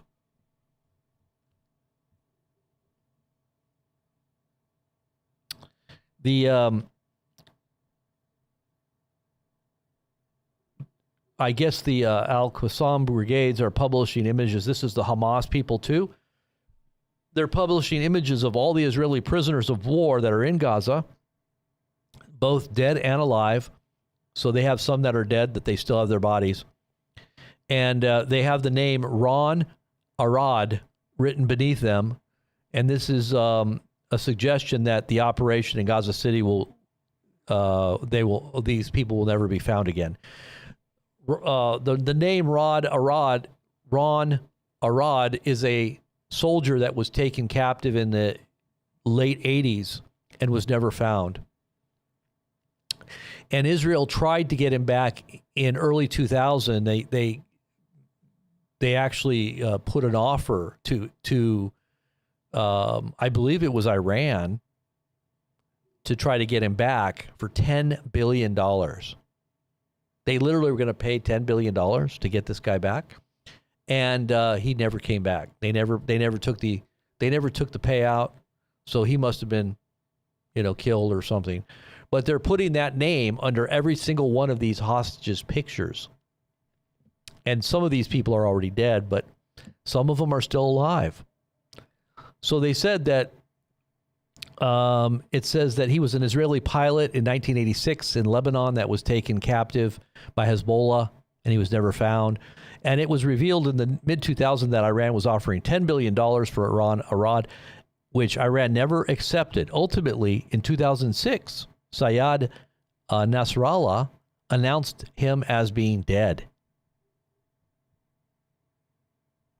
Iran's Supreme National Security Council, in a statement, confirms that all cooperation with the IAEA is now suspended, declaring Cairo's agreement nullified. This is in prelude to their intercontinental ballistic missile being tipped with a potential nuclear weapon.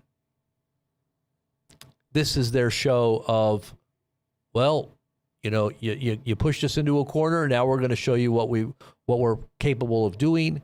We wanted to go along with the program and ride this out, but now we've got to show the world that we're going to defend ourselves with some kind of nuke, because that's the only thing that would be feasible to be putting on this platform of an intercontinental ballistic missile. You just don't put a conventional warhead on there to take it, however many thousand miles they need it to go.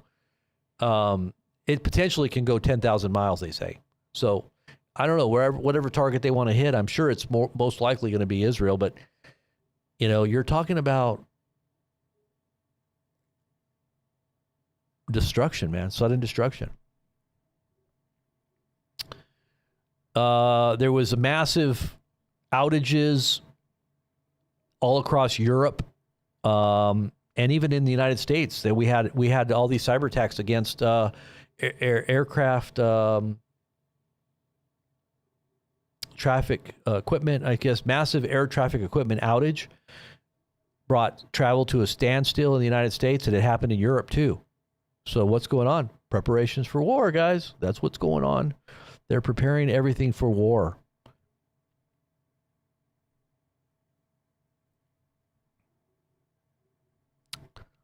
China is going to build a digital Great Wall, integrating satellites, AI-powered sensors, hypersonic missiles, lasers, and microwave beams to detect, disrupt, and destroy fleets of drones that are going to be used as military, overwhelming defenses. This is what these new military weapons are doing now. Is they're small drones that have weapons or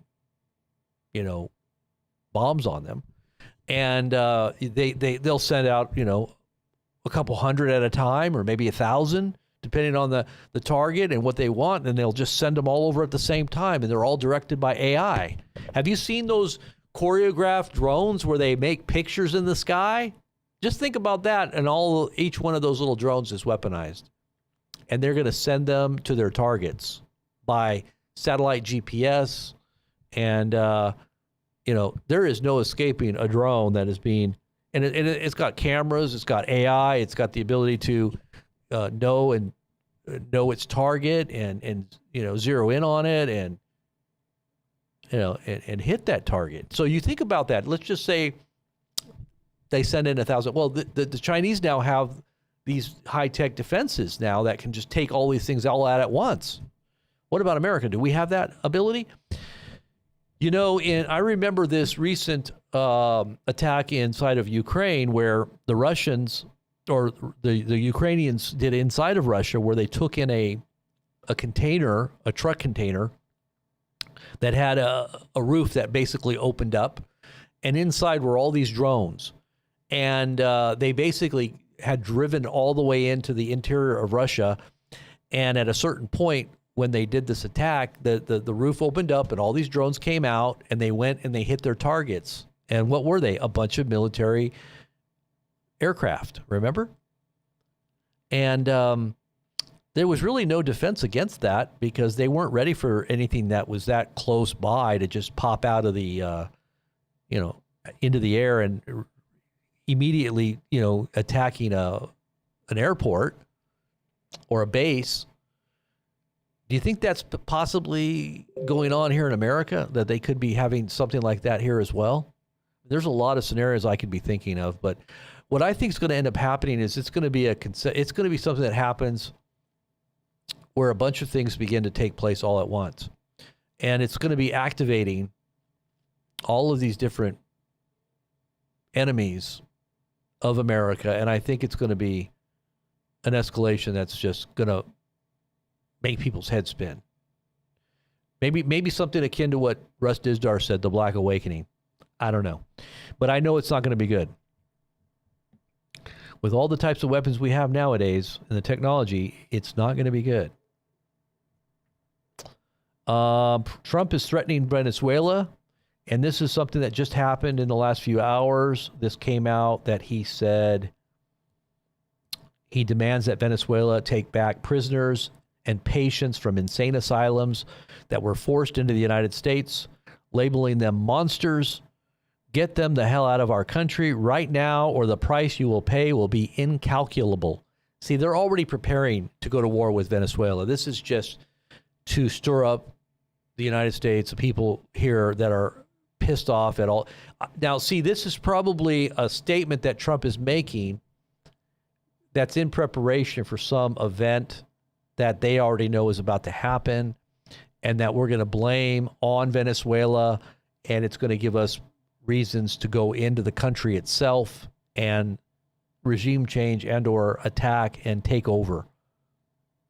And what we're going to do when we get in there, we're going to take over the oil fields, because the oil deposits there are huge, and they are larger than supposedly than Saudi Arabia's,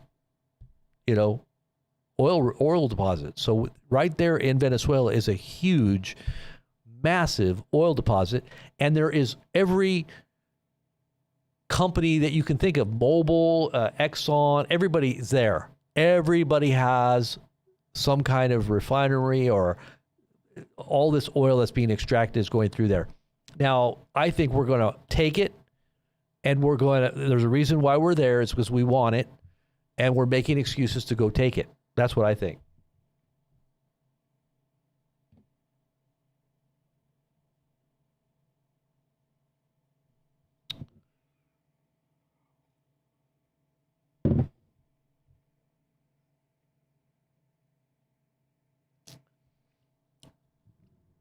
Yeah, they make fun of tinfoil hat wearers, but tinfoil does deflect certain things, right?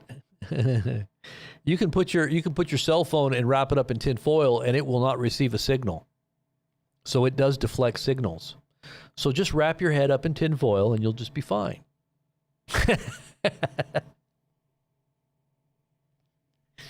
Just wrap your head up in tinfoil. Oh, gosh. Okay, so we want to get into some more information here. Now, this is stuff, and I know this is really important information that has to do with Iran. Let's look at this. I want to talk to you about what Prepper says. You know who Prepper is, right? I sometimes think that he's actually hearing from God in some way, even though he doesn't realize it.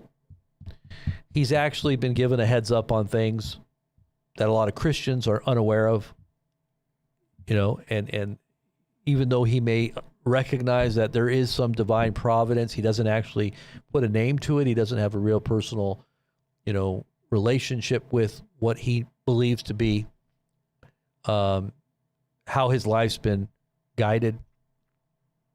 But he has some good insights geopolitically, and I like to listen to what he has to say, because he says things that I'm already thinking a lot of times. That's what, and by the way, my wife, I'm going to tell you this little thing about my wife, because she had a dream. I think it was a dream, right, honey? You had a dream once. This is before we even knew who Canadian Prepper was. She had a dream about this man, and she described what he looked like. And she said that he was saying on a video, how did it go? Get ready, civil war is about to happen. I think, was it civil war that he was talking about? Give me the line again. What was it that he said? My wife is listening to me. Hopefully, she's still listening. Honey, how did he say it again? Was it a dream, right? And this was before she even knew who Canadian Prepper was. This was quite a while ago. But he's saying right now some of the same things that she saw in the dream.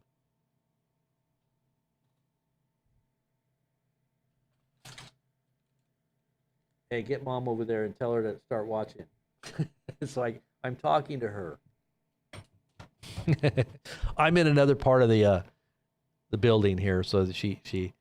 Okay, so she said that she saw him at a shop, and this was in a dream, and he told me civil war is coming. It's going to be bad, really bad. And it was at a mall, and it looked empty. Okay, so as I said, this was before she even knew who he was. And then when he started saying these things, she started saying, wow, that's my dream. And the only reason I give it credence to that, I believe that it is significant, is because what he says many times is things that we already are knowing. and that we see happening. And then he confirms it many times on his broadcast. So I would say, even though he's gotten a lot of criticism, people don't like the fact that he's a large channel, that he's talking about preps, and that he's talking about getting yourself out of Dodge, and saying things that might frighten people about the coming scenario that he sees unfolding in our world that he believes is upon us. And he's right on line with us. It's almost like he's a Bible prophecy teacher, even though he doesn't know. He might know the Bible too, but he doesn't in any way subscribe to the beliefs that we hold. She had this dream in early 2021, right before we started to follow him. Yeah, so this is when we started becoming aware of him. She had the dream before that happened. So, and I can attest to that. That is true. So she saw exactly what he was saying. But here we go. I'm gonna kind of go through some of his statements today. He just posted this a few hours ago. And I'm going to give you a little commentary on what I think as I read this to you, this transcript. And basically, because I can't just play the video, but I'll read you his statements, and then I'll commentate on some of the things that he's talking about. He says, this is serious. This is how they're getting ready to take us to war. The United States Secretary of Defense, Pete Hegseth, is further tightening restrictions imposed over the last few months on the Pentagon press corps, announcing Friday that it would now require all reporters to sign a pledge not to gather or use any information that had not been formally authorized for release, or risk losing their press credentials at the Pentagon. The freedom of the press is now under threat in arguably one of the most important branches of government, the Pentagon. Now you might be saying to yourself, well, it's reasonable in light of national security concerns, considering all of the foreign entanglements we're involved in. However, this also pertains to unclassified information, as we told you earlier. You're not allowed to gather or use any information that doesn't make sense. That sounds like they're really trying to control the spin and manufacture consent for what is coming. What's the point in having a free press at that point if they can't think independently and report the actual news for what it is? And that makes a whole lot of sense. This is the continuity of government stuff, guys.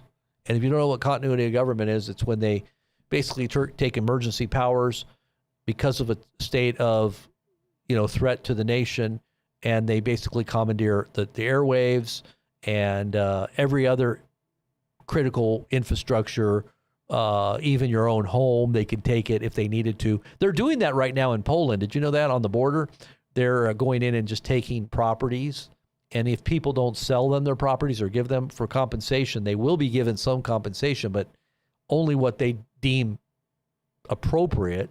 But they'll just go in and take your property and everything that you have. So that's what happens during war. But this means that they're so concerned about what's about to go down that they want to make sure that they can 100% control the narrative. That should scare the bejeebies out of people. I'm just going to kind of clean up some of his language.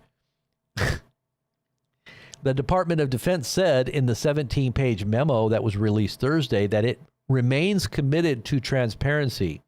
Yeah, just like how transparent Hegseth was on that secure line of communication there to promote accountability and public trust, but added that information must be approved for public release by an appropriate authorizing official before it's released. Now, they'll say this in the name of preventing disinformation and misinformation. However, this again attacks the underlying tenets of journalistic integrity and freedom. So you're going to be entering a situation where the American population is getting acclimated to having paramilitary on the ground with full automatics in their cities, wearing CBRN gear, scoping people on the streets. Whether you agree to it or not is neither here nor there. The fact is that they're doing it right in front of our eyes. right in front of your very eyes and getting you used to seeing that, right?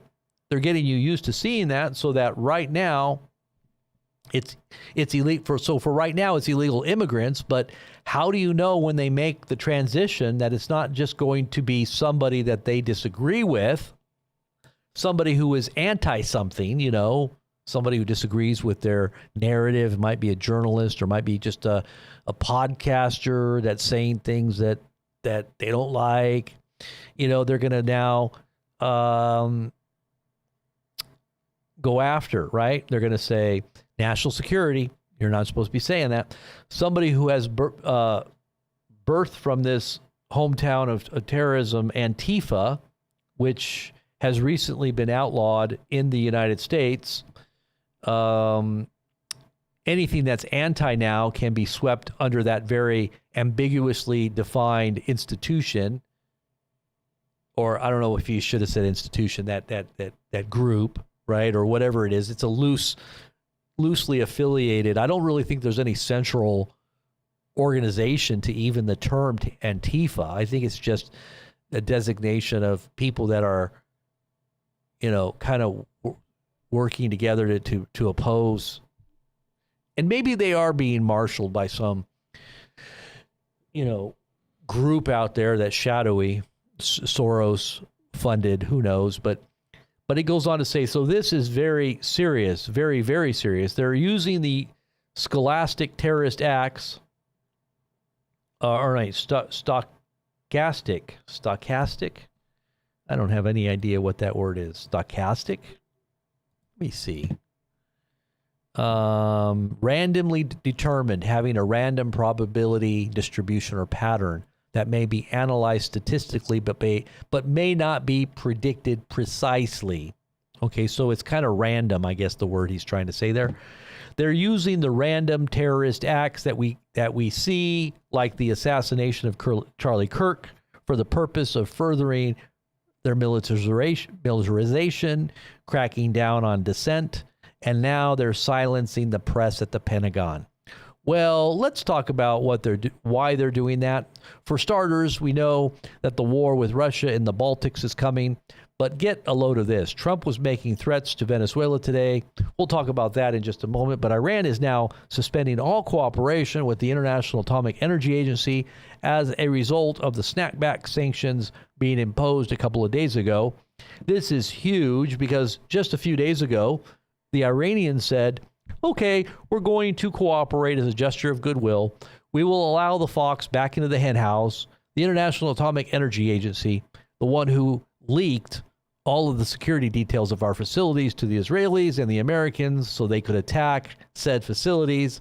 We're going to go over and above and let them back in. We're going to let you back into the hen house, even though we know it's probably not a good idea, as a gesture of good faith negotiation. And what did Europe do? Well, they reimposed the snapback mechanism in the GCPOA anyway. So basically, now sanctions are going to start again on the Iranians full-blown on September 27th. And that's just coming up here right away. This is going to cause a lot of problems for their economy. And so the Iranians have been left with no choice because they did everything they were essentially supposed to do. Okay, so if they go into a real hard economic austerity, then I guess the thinking is on the part of the West that they can kind of attract their economy or contract their economy, and they can bribe their generals, maybe cause upheaval in their populace to overthrow because, hey, the people don't have gas, they don't have food, and they're pissed off and they want to, make changes because America has basically cut us all off. So we better do something, right? That might be why they do sanctions a lot of times too, is to overthrow the government, to kind of give them a push to overthrow the government. Because when you're hungry, you're going to do some crazy things, right?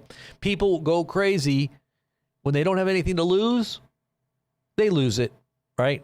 Isn't that the way they say it? When you don't have nothing to lose, that's when you lose it. So the Iranians may have nothing to lose at that point. So and maybe that's what the West is counting on. They want to see chaos and then ultimately a reset of the Iranian government. But the Iranians today said something very, very interesting. And it's not just what they said, it's what they did. Yesterday, I reported that there was a mysterious missile launched from Iran. Well, it turns out that was actually a test of an intercontinental ballistic missile. And that's what I told you guys yesterday, that's what it was. I said one that is claimed to be able to travel 10,000 kilometers plus. Okay, according to an Iranian MP, revealed that the footage circulating this week was a successful test of one of Iran's most advanced missiles adapted from Slovtek into an ICBM platform. And now you got to ask yourself, a platform like this is worth a lot of money. Okay, even on the shoestring budget of the Iranians, this is a huge investment of resources to make a missile that can be launched 10,000 kilometers. The only type of warhead that is economically viable to put on something like that is nuclear. Right? You don't want to just put a conventional and waste it on that expensive platform. You're going to have to put something on there like nuclear warhead, right? To make it worth your while. And if I go back, like I said earlier, to the Chinese coming in at the time when Putin said that we could just send them a warhead, he said it like this: some country out there could send them a nuclear bomb, and that's when Trump responded, "I can't believe Putin had said the N-word. He said the N-word." Remember that? That was probably 3 or 4 months ago, maybe. And so maybe the Iranians have been given a nuclear warhead. Maybe they got it trucked in from China. You never know. Maybe Russia. It could be anybody that is sympathetic to their cause. Well, they have an ICBM platform that can deliver now. So it says, so the only reason why you would want to make ICBMs is so that if you had or were planning on potentially having nuclear weapons at some point in time, so that what does the president pose say just last night? What does the president, let me hear what he says, because it's not saying it correctly there. Let me see what he says here. President Pezeshkian say just last. Okay, so President Pezeshkian, I guess that's the president of Iran. Get a load of this. He was referring to snapback mechanism being employed. I think that's who he's talking about. He said they convened to snap back sanctions in reference to Europe. Snapback cannot stop us. They can hit Natanz and for down nuclear sites, but they are oblivious to the fact that it is our people who build and will continue to build Natanz and things that are far more important than Natanz. Now, what the heck is a Natan? You know, if you put Natanz backwards, it almost says Satan. Isn't that weird? Natans. If it's almost Satan or Satan. Natan. That is so weird. But let me just listen to what he says there, because I can't really read it in the transcript. It's not doing it correct. It's not saying it correctly. Let me hear what he says here. They convened to snapback sanctions in reference to Europe. Snapback cannot stop us. They can hit Natanz and pour down nuclear sites. Okay, so it's basically nuclear sites. There's Fordows and nuclear. I guess that's another site. Natanz is a nuclear site inside of Iran, and he says that and he's responding, and he's saying the Iranian official is saying they are oblivious to the fact that it is our people who build and will continue to build Natanz and things that are more important than Natanz. So he's talking about facilities that are probably more impervious and are more important than just their missile program. He's probably referring to nuclear. So then he goes on to say, now there were rumors swirling when the war was winding down that indeed there were other nuclear facilities, deep underground military bases. That's what was reported on Fox and other major news networks that the Iranians indeed do have other underground nuclear facilities, and many of us speculated as much, considering that they just they have just dozens of these massive underground missile cities. So why wouldn't you just do something nuclear in one of those? Well, what he's implying here is, and he's talking, of course, that they talk a lot of pride in the fact that they've been able to achieve nuclear power on their own. This is quite an accomplishment technologically and scientifically for any nation state. They take great pride in that, and they say that they're going to continue to build things that are far more important than the facilities that were targeted by the Israelis, and admitting to doing a 10,000 kilometer capable ICBM test. While you have the USS, I can't remember which one it is, but it's an aircraft carrier that just left the Persian Gulf. It doesn't look good. Really? It just left the Persian Gulf, huh? I wonder if they're afraid. They left the Persian Gulf because what? They're afraid that this nuclear test that Iran did was potentially dangerous? Is that what he's saying? Okay, so the Pentagon knows that the crap is about to go down. They need to control the narrative. They need to manufacture consent. They need to stifle dissent.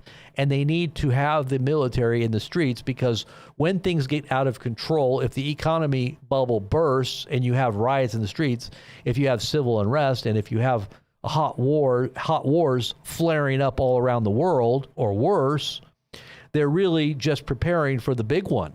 They're preparing for nuclear Armageddon. And that's why a lot of these ICE officials, ICE paramilitary guys, why they are wearing military equipment.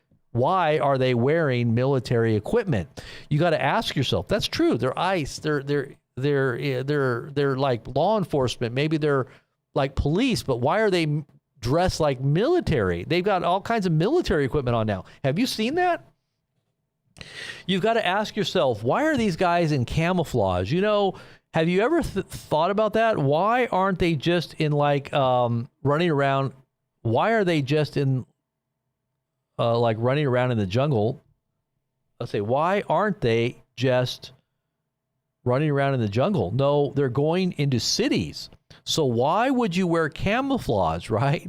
It's because they're conditioning you to have military in the streets, scoping people up. And these guys are wearing CBRN gear for the purpose of nuclear, dealing with nuclear fallout. What? What is CBNRN gear? Let me just look that up. CBRN gear. Oh yeah. It's that camouflage type of equipment that basically keeps you in for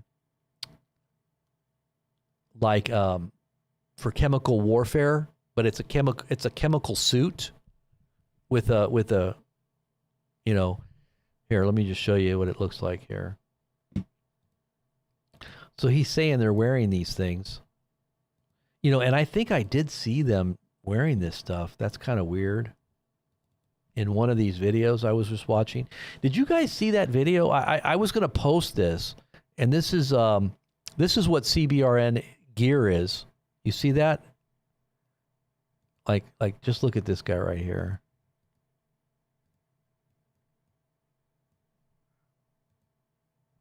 It's like a hazmat type suit, but it's military. It's for the military. Like, you see that guy right there? Let's see if I can show you close-up picture.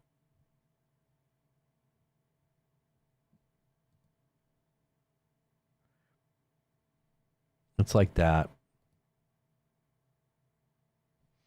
Anyways, so that being said, he's okay. So I wanted to show you really quickly. Did I upload that? I don't think I uploaded that. Did I upload that? I don't know if I did or not. Let me just see if I have it on my feed here. This was some attacks against ICE facilities, and you can see the way they are dressed and the way they attack these people. Let me see if I can find it here. You probably should see this. Oh, I'm on the wrong page here. This was making its rounds on social media yesterday. I don't think I posted it. I was going to post it, but I didn't. So I need to pull it up here for you really quick.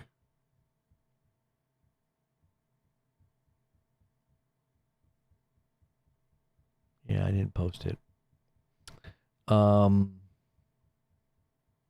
it. Let me just see if I have it on here. And this is related to what I'm talking about right here because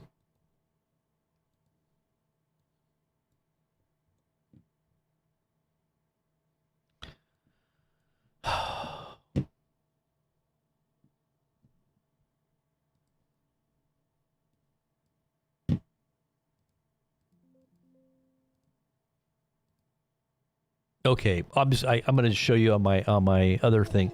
Okay, here, check this out. Is this the right one? Look at the way they're dressed. Oh my gosh. Yeah, and see, they... Okay, so he's talking about this right here. This is just one example of... Hopefully I can show you my page here. Let me just see if this is going to work. Camtasia? Yes. Okay. Is that going to work?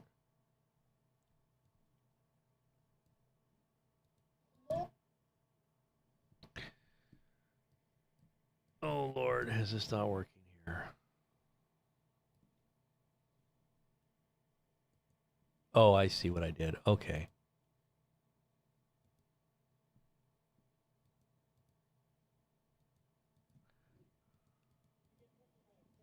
Oh. Okay, so this is coming from a channel. There we go, the preview. Okay, there we go. Sorry about that. So this was coming from a channel, and I can't remember the channel, but anyway, just watch what happens here. This happened yesterday at an ICE facility, and so you got these protests going on all over against ICE. But look at how they're dressed. They're dressed like military. They are preparing for something, just like CP said. CP is Canadian Prepper. So if you hear me say CP, I'm talking about Canadian Prepper. But watch this.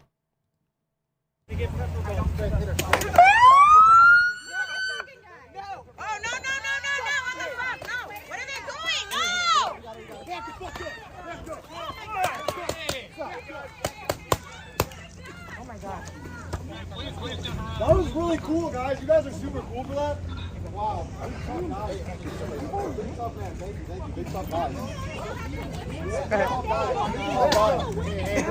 She's getting your sign. She's getting your sign. Go get it for her. Go get it for her. Give me your sign. Give me your sign now. Give me your sign now. Fall down.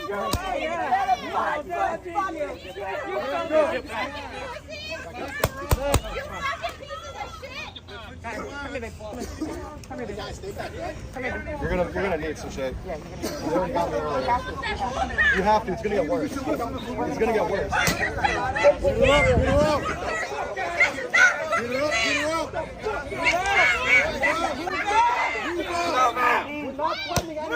We're not threatening anyone.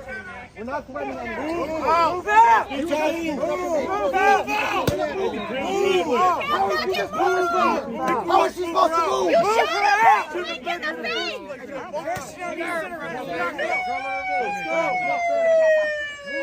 Let's go! Move around! Right there, that's good.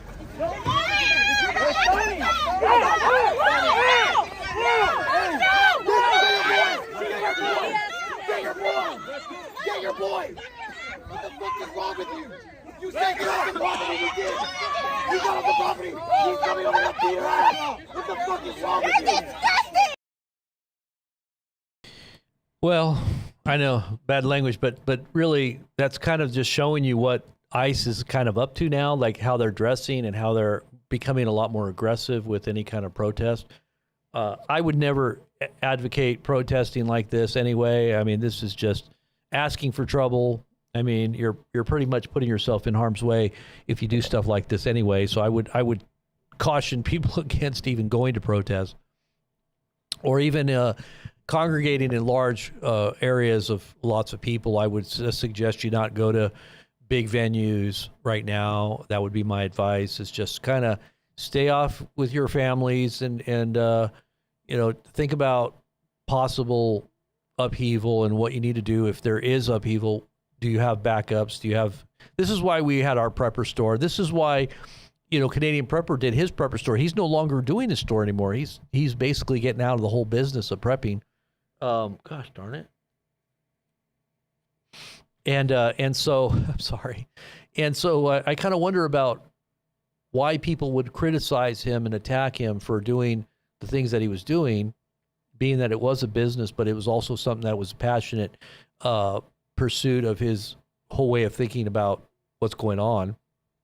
It's just a natural outcome of wanting other people to benefit from being prepared for whatever. It could be a natural disaster, but just in terms of upheaval in society and the chaos that is soon to come, and it is here now. I mean, that's why we did it. And I think that a lot of people that did prepare, whether they got solar equipment or, backup generators or, all the things that we were kind of trying to get people to do or understand how they, we had our prepper group and everything. That's always things that you need to think about, because life could go back to something that would be akin to going back to your grandparents' era, when they had to go out and forage, when they had to have their own gardens, when they had to go out and hunt for food or fish or whatever in order to survive.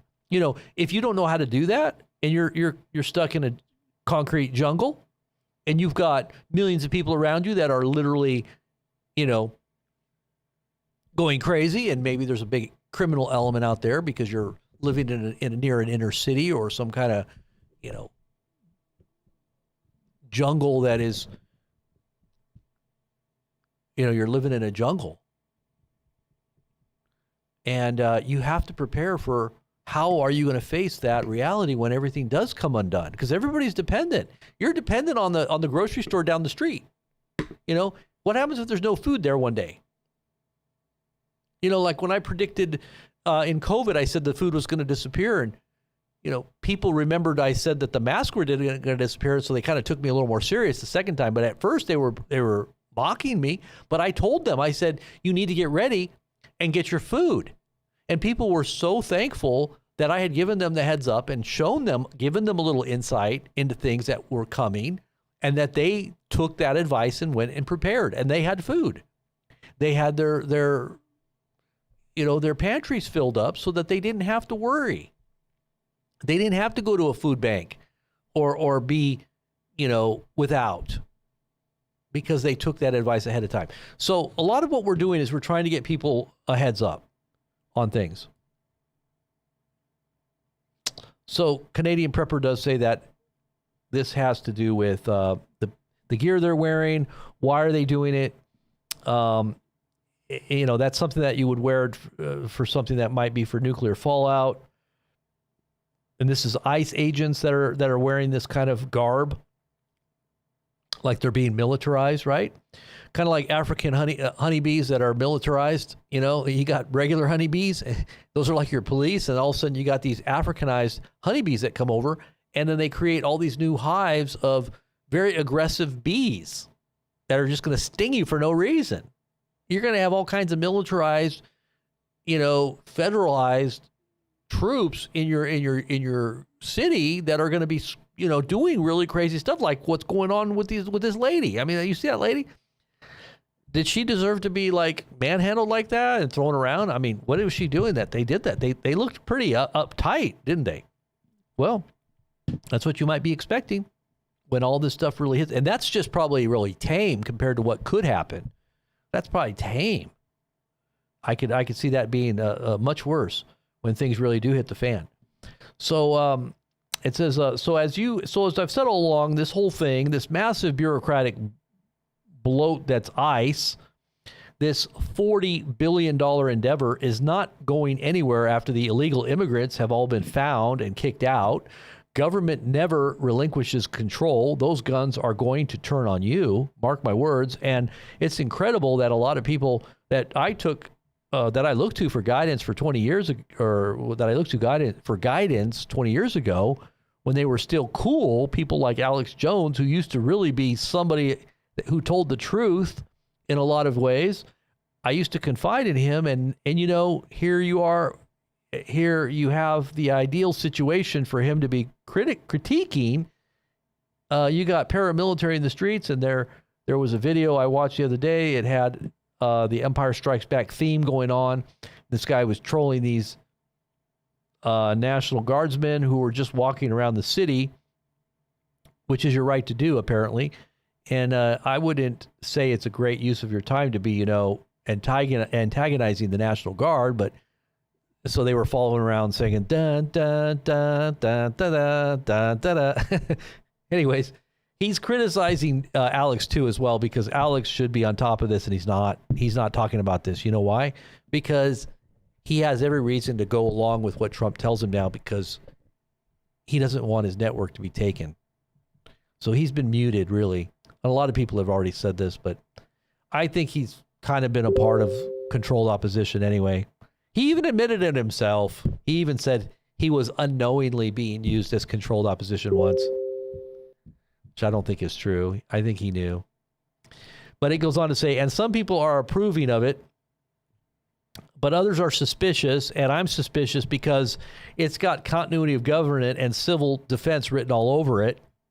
Here's what Trump had to say about Venezuela. It's now come out that there's a Pentagon official recently disclosed that indeed the buildup of military in the Caribbean has nothing to do with the narco terrorists. That has everything to do with, but it has everything to do with regime change in Venezuela, something we've known for a long time. He says, we want Venezuela to immediately accept all of the prisoners and people from mental institutions. This is Donald Trump's tweet, which includes the worst in the world, insane asylums that Venezuela leadership has forced into the United States of America. I'm not sure if all these people are Venezuelans, or if he's saying that they're happening as a result of Venezuela being some intermediary for the drug trade, because most of the drugs don't actually come from Venezuela. Thousands of people have been badly hurt and even killed by these monsters. Get them the hell out of our country right now, or the price you'll pay will be incalculable. So basically, he commentated in the midst of the statement from Trump, and he said that he doesn't know if that's where all the drugs come from, but Trump is basically saying this is what it is, and you're sending all these crazy people into our country, and now you're going to pay the price. We're going to basically threatening them militarily. Again, you don't muster that kind of naval power for narco terrorists in little fishing boats. I mean, have you seen them blowing those fishing boats out of the water?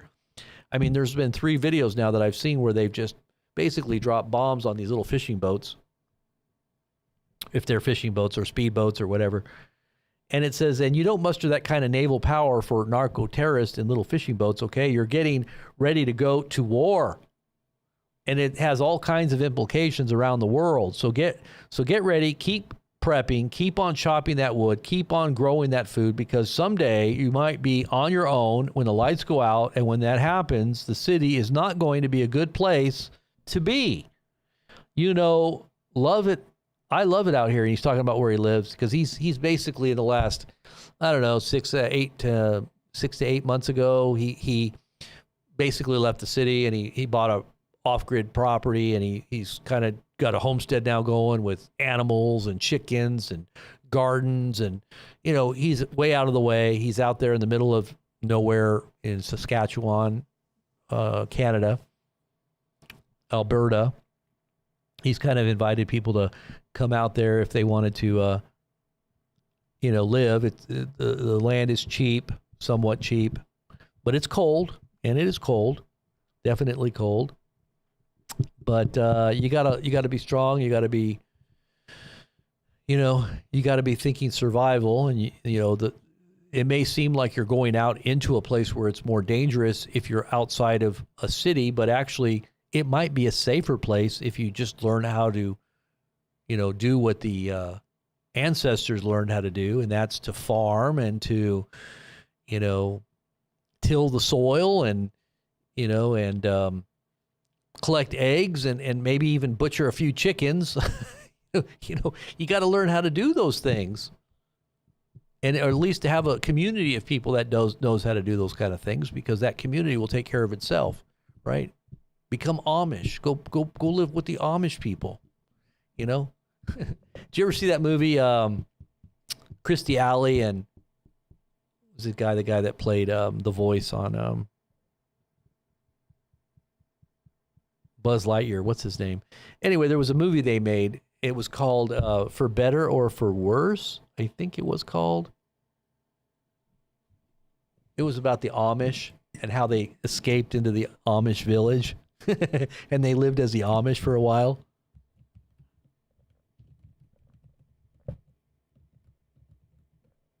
I think that was it. Oh no, it was called For Richer or For Poorer. It was called For Richer or For Poorer.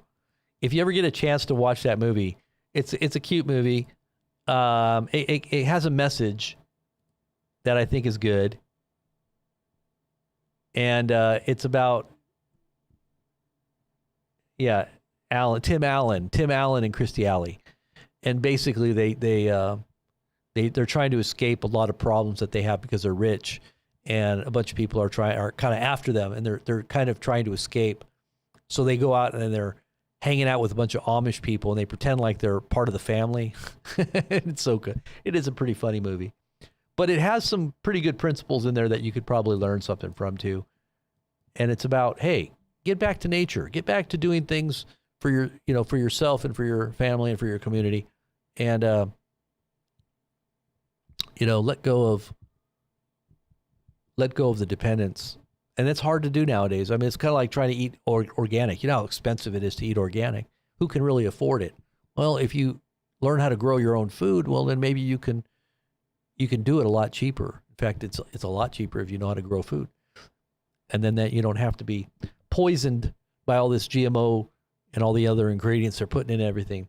Make your own food, make your own bread, make do things that you can do yourself.